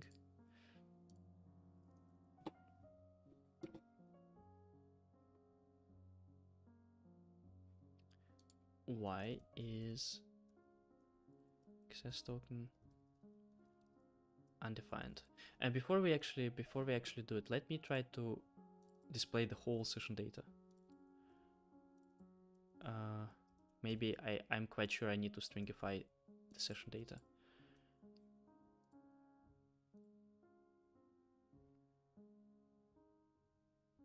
It should be here.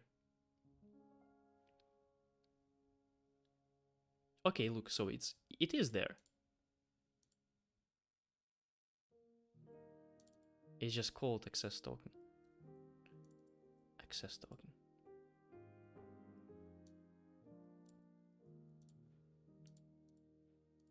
Okay, now we do have the access token. Okay, so that was actually much more simple than I thought.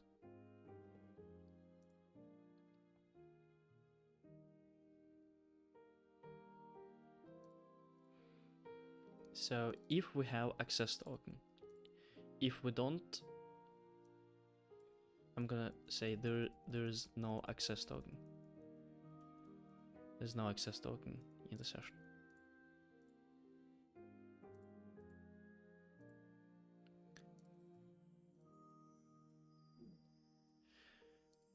So we have the access token.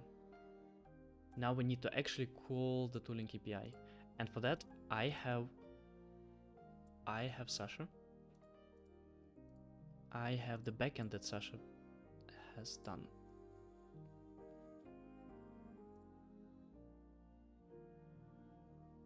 Repositories.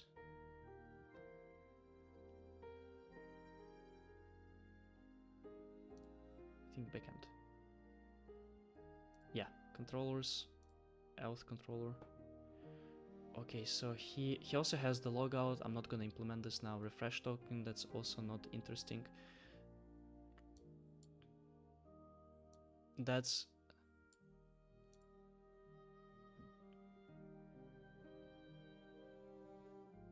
what he has.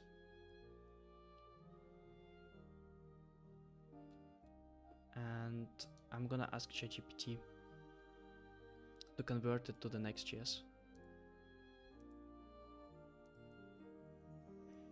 Can you convert my Express.js to the Next.js?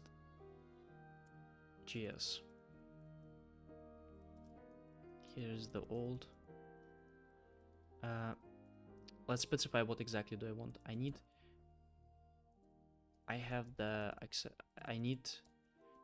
to send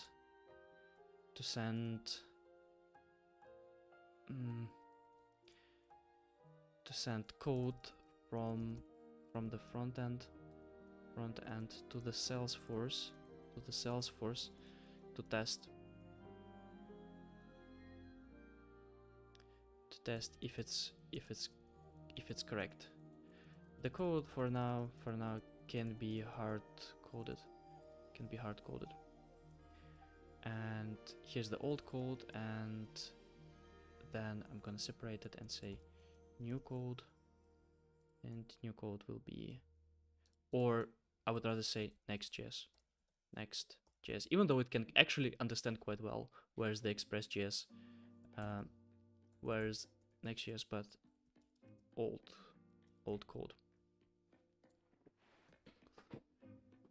Let's see. So I'm just something that I'm really not sure is how to use this. So if we actually need to refresh the token, that would be I wouldn't want to implement the refresh token functionality.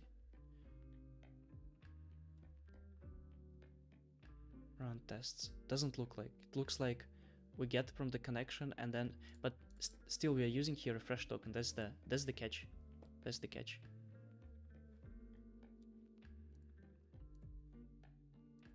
Let's see what ChatGPT says.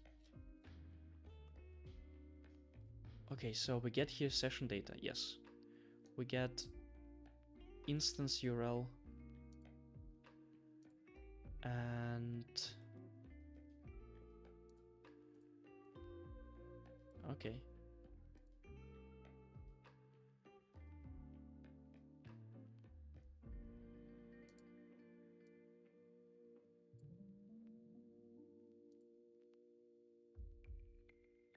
Yeah. Missing credentials. Okay, I agree with this one, even though we don't really need to implement those checks, but yeah, let's do that so that we can more clearly see. Okay, and now it does this connection thing.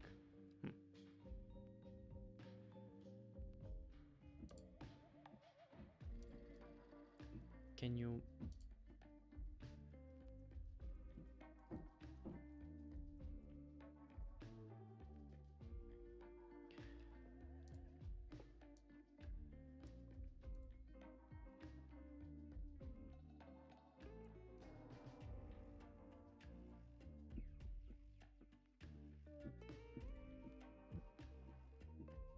Okay, yeah, of course we need to import here Salesforce as well, right? And we also need to create the connection.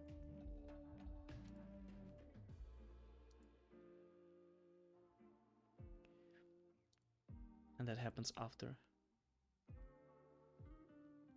Yeah, here those things, like, I don't know. The problem is that Salesforce is not...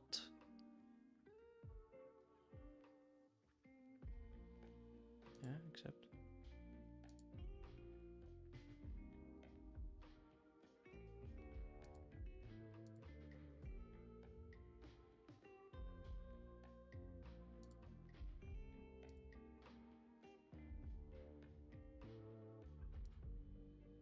Okay.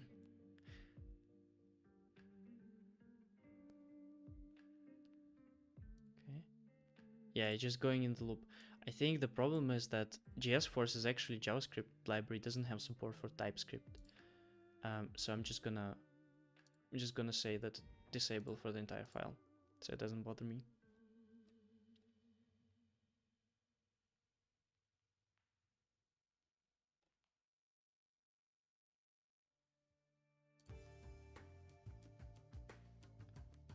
Okay. See, that happens immediately after the connection. Let me close this part. And let me maybe move here so that you can see what I'm doing here.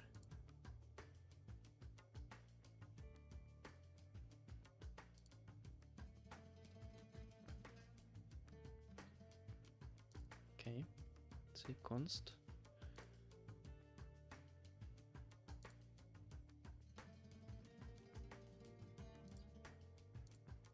Tests, variable tests, simplicity type.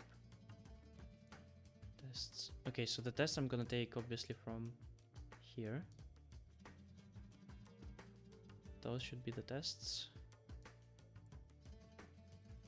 Oh.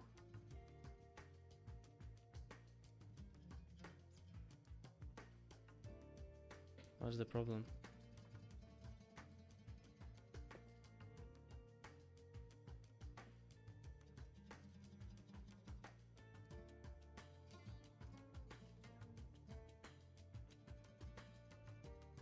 Okay, so it just suggests to change it to the string. It kind of makes sense, okay, string. Alright. Those are our strings. Okay. Okay, I see. Yeah. Those are things that blue. Okay, blue, yeah. Here, this one should fail. So this test should fail. One of the really disadvantages of how we're using this is we are using execute anonymous. So basically execute anonymous allows you to execute any code that you want.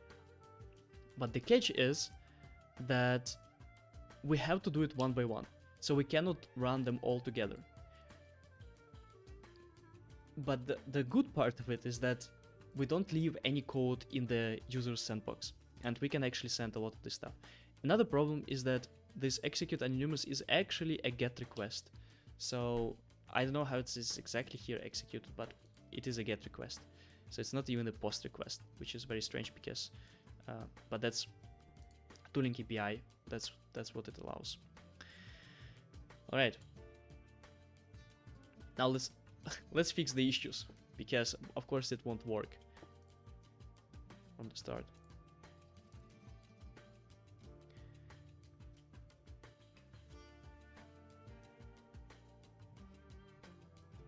Invalid.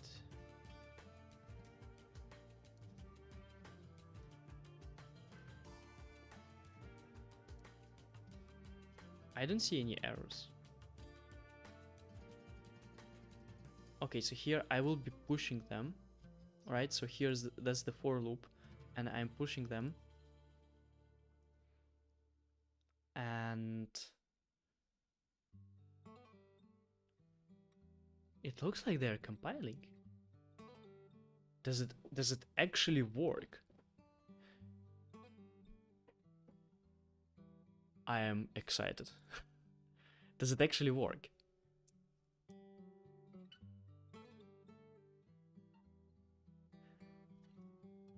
Let's see. I'm gonna put here console.log r.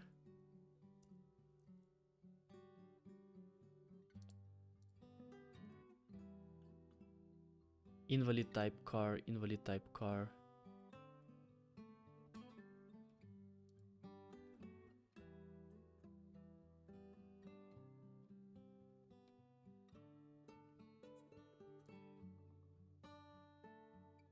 Compile problem, invalid type car.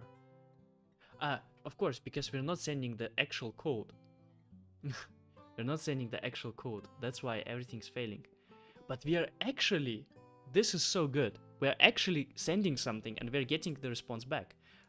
Now I'm excited. So I'm not gonna turn off the stream until I have this functionality working. That's the goal. Let me drink a little bit of water.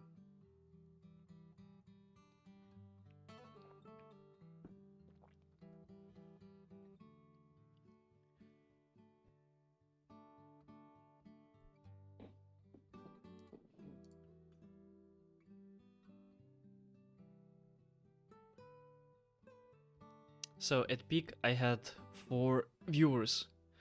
Thank you everyone. Thank you everyone. Really hyped that you're actually watching those things.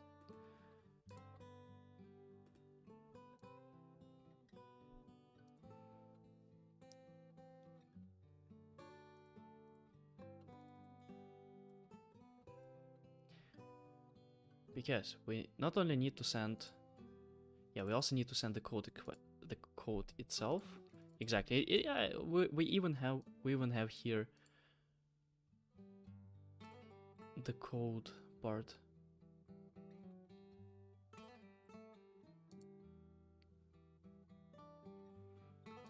Now how do I actually send this code part?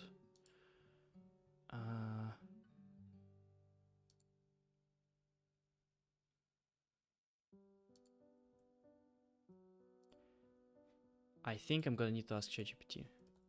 How do I actually send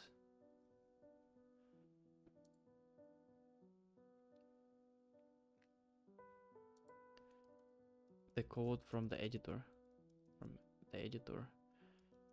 to the backend so that I can append it on the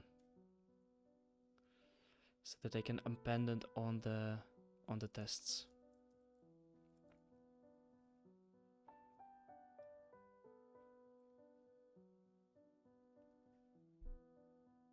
like a car with no wheels. It looks fine but isn't going anywhere. I need to come up with some kind of challenge. Whenever I ask ChatGPT, I need to do something. Because it feels like cheating asking ChatGPT. Even though it's completely fine. If you need to get things done, or if you need to learn something, like I'm doing, I hope I hope I'm learning. It's completely good to ask ChatGPT.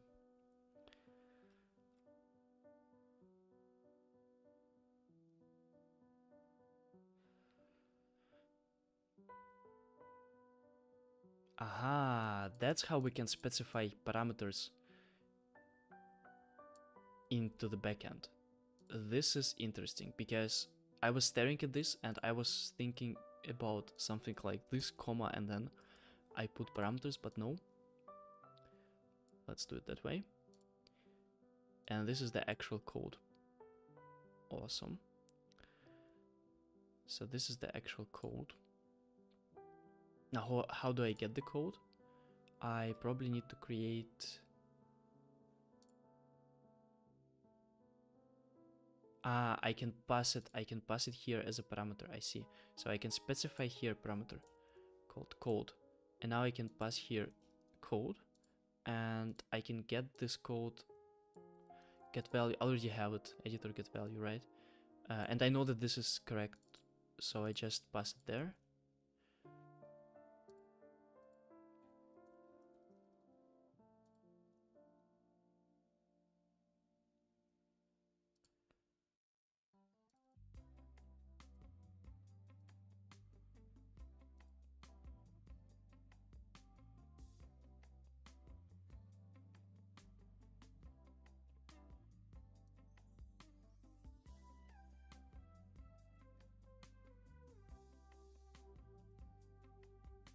I don't know, I just know that that's gonna be a string for sure.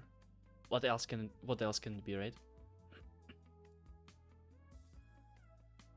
Okay, and let's actually write here class car, and then let's say public string motor and send to Salesforce.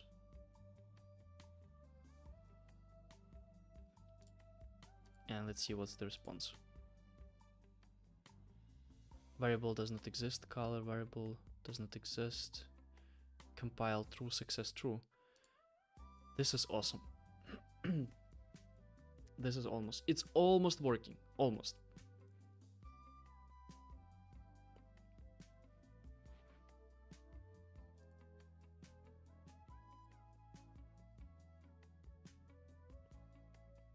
Okay, what we are testing here for. We are testing here for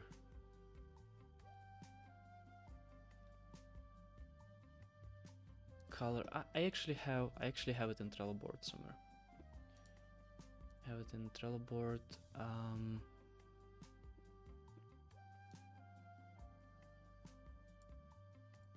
Code checking functionality, and that would be the right solution. So that I don't write it from scratch. Here, this whole thing. And if I send it to the Salesforce, we should get, most of them should compile success true.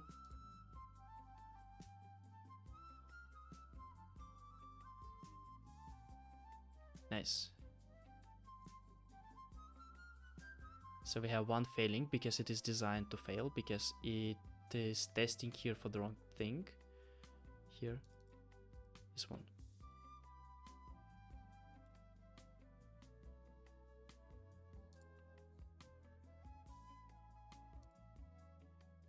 Okay, that looks good. The only one thing that I want is I want to somehow identify what tests are those. So when I'm going through tests,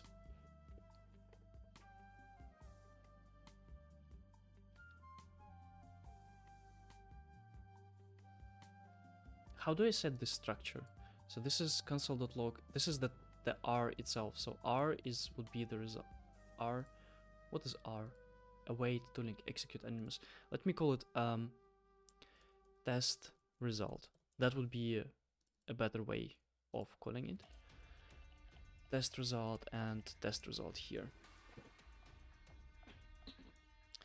And test result, and I hope that I can do something like this. Test result dot let's call it name would be equal to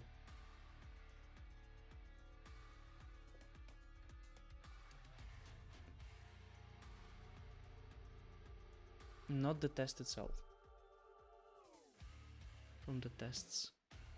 Well, I think so. The kind of like the proper way would be to create this not as a string, but to create it as a type, and this individual type would be type test, and this type would be something like test, then code, and then the name. I'm not gonna do it now. Instead of that, I'm just gonna say number I equal to 0, and not const, let's say let number. That's not the way you do it in Next.js. You do like this, right? Okay, so we have number, and I'm gonna call it like this.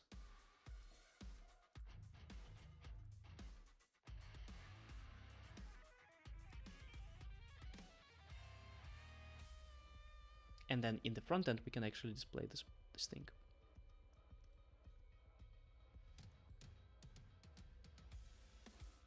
Checker.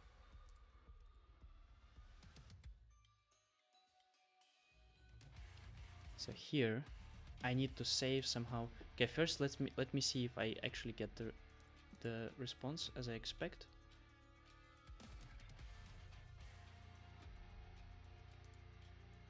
Yeah, I get the name. I don't see the name here. I do see name test 0. This is awesome. That looks very, very good. Now at this point, I want to save.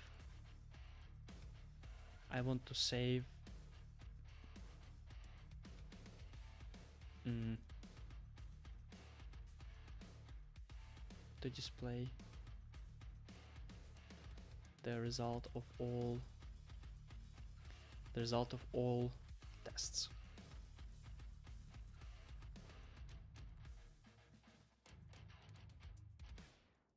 How could I do it?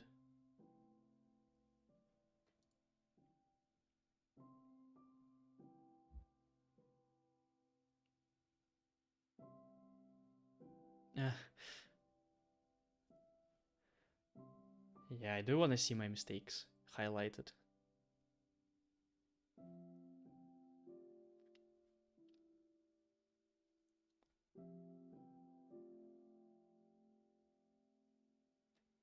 Okay, test result. Like the one piece that I don't really understand is how can you take something out of the backend and save it in the memory basically on the front end. Set results. So okay, so we're gonna set the results. Okay. I can see that working here, set results. But then we also need to have the function called set results, right? Or we need to have this use state.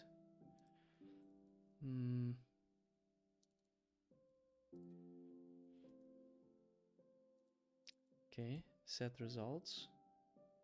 Set test results, and then we pass the data there. And now it's gonna complain the data. Don't know what is the type of the data, but I do know it's a string. It's very strange that it complains. It's not assignable parameter set.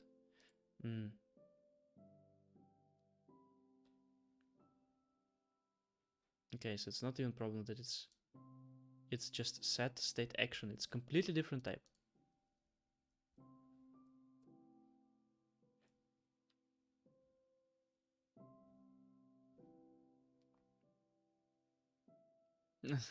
Trying to fit the square peg in the round hole. Okay.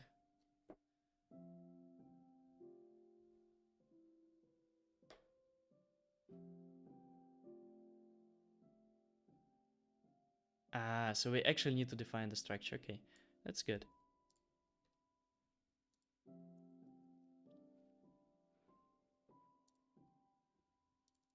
Let's see, I'm probably gonna refactor it off stream because we have here really a lot of stuff that can be done much better. Even me as a non-React developer understands that it can be done way better than how we do it now.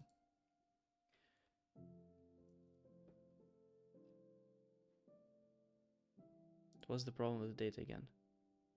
Oh, because I specify here as a string, but it should not be a string. It should be. Can we just remove it? No, I think it should be here. I'm gonna put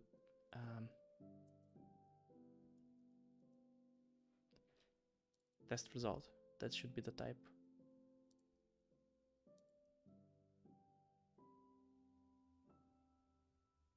No? Check code.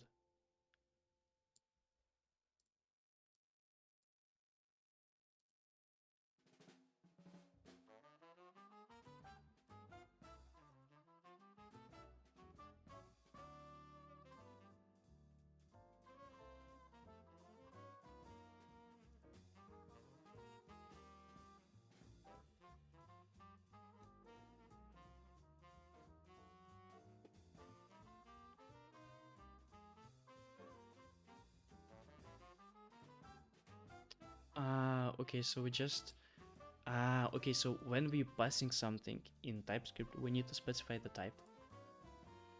Okay. And now this code, it complains implicitly has any type. And okay, so can I say string or as string? As string. No, I can't. How is it here? As string or null? It doesn't look like.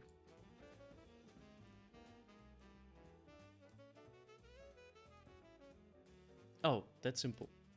All right. Looks good.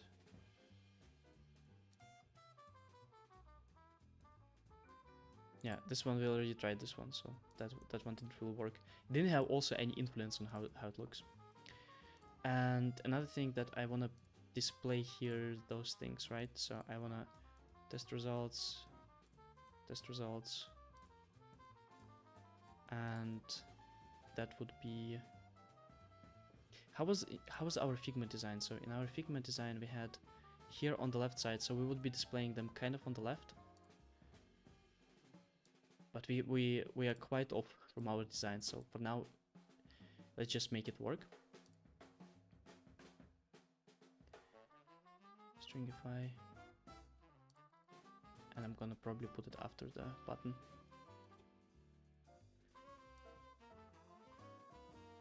What is the 2 parameter here?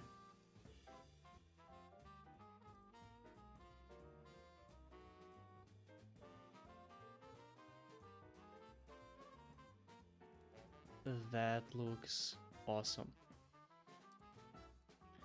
That looks awesome. Now the only one thing that I'm gonna ask ChatGPT, can we iterate through the test results and show in the format test name. Let's say test one, best.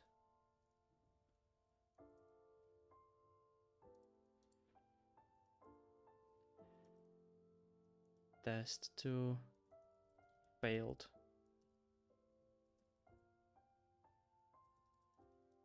Maybe we could even add.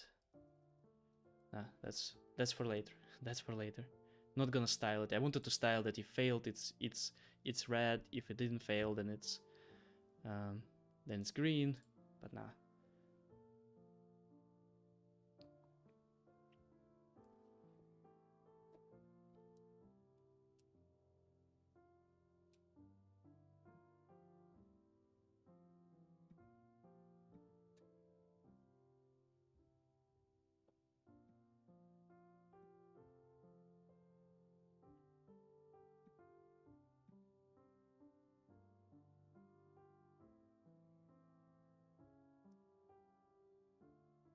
Just waiting for ChatGPT.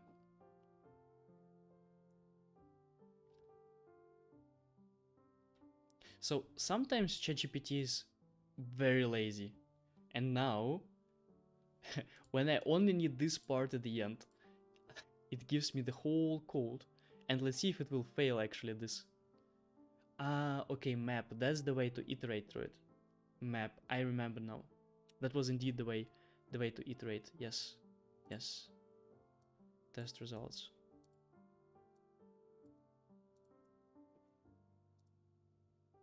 Oh, runtime error.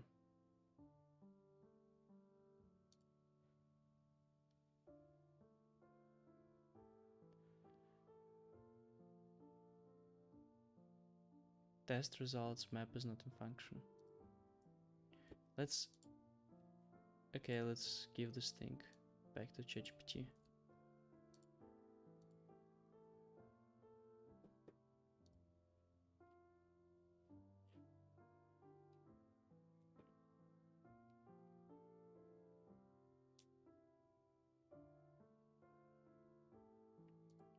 But test results, it is an array, right?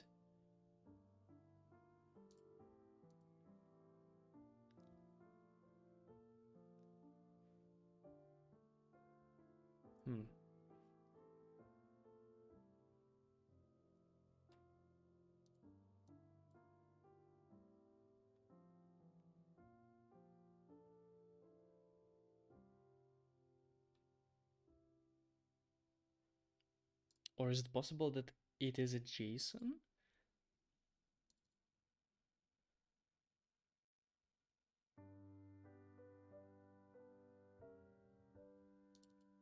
I mean, the type looks like it's the type itself is an array, right?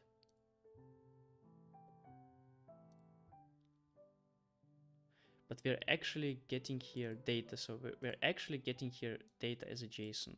I think that's the problem. So we kind of need to take this JSON, and before we do it, let me actually display this thing. And I would, what happened? Ah, okay, because I see. JSON dot stringify data, and now it should fail, and now we should see the logs here.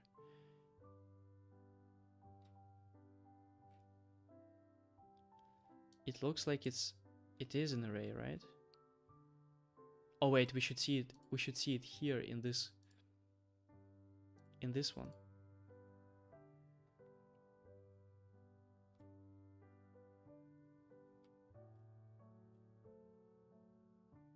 Yeah.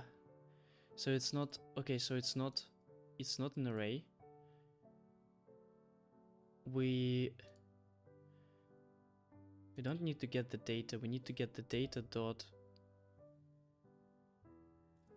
result.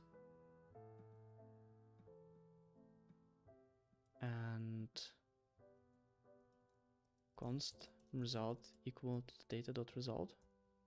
And now that's the result itself, that's the test result.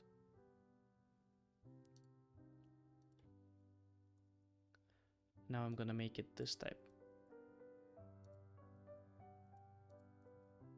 No? I don't understand this error. I'm gonna need to spend time with this error because I don't understand.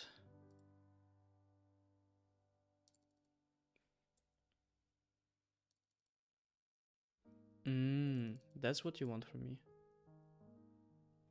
So that we actually write the structure here that the result is pointing, right? Because that's the result, and then it is pointing into an array. Okay. Let's see. Maybe now we're gonna have better. Failed. Nice. This is awesome. It works. It works. Let me now test with the proper code.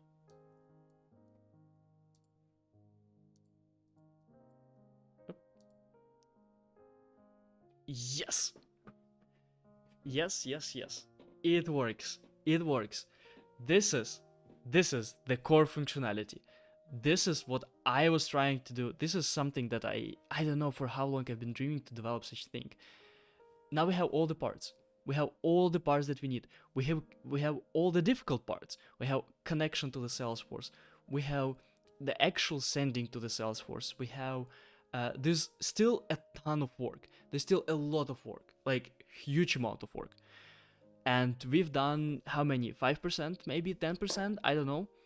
But all the parts where we could get some kind of surprise and where the project could actually fail are only those parts. From now on, it's only developing front end. From now on, it's only developing the back end. And I'm so hyped about this. If you're watching this, drop a comment.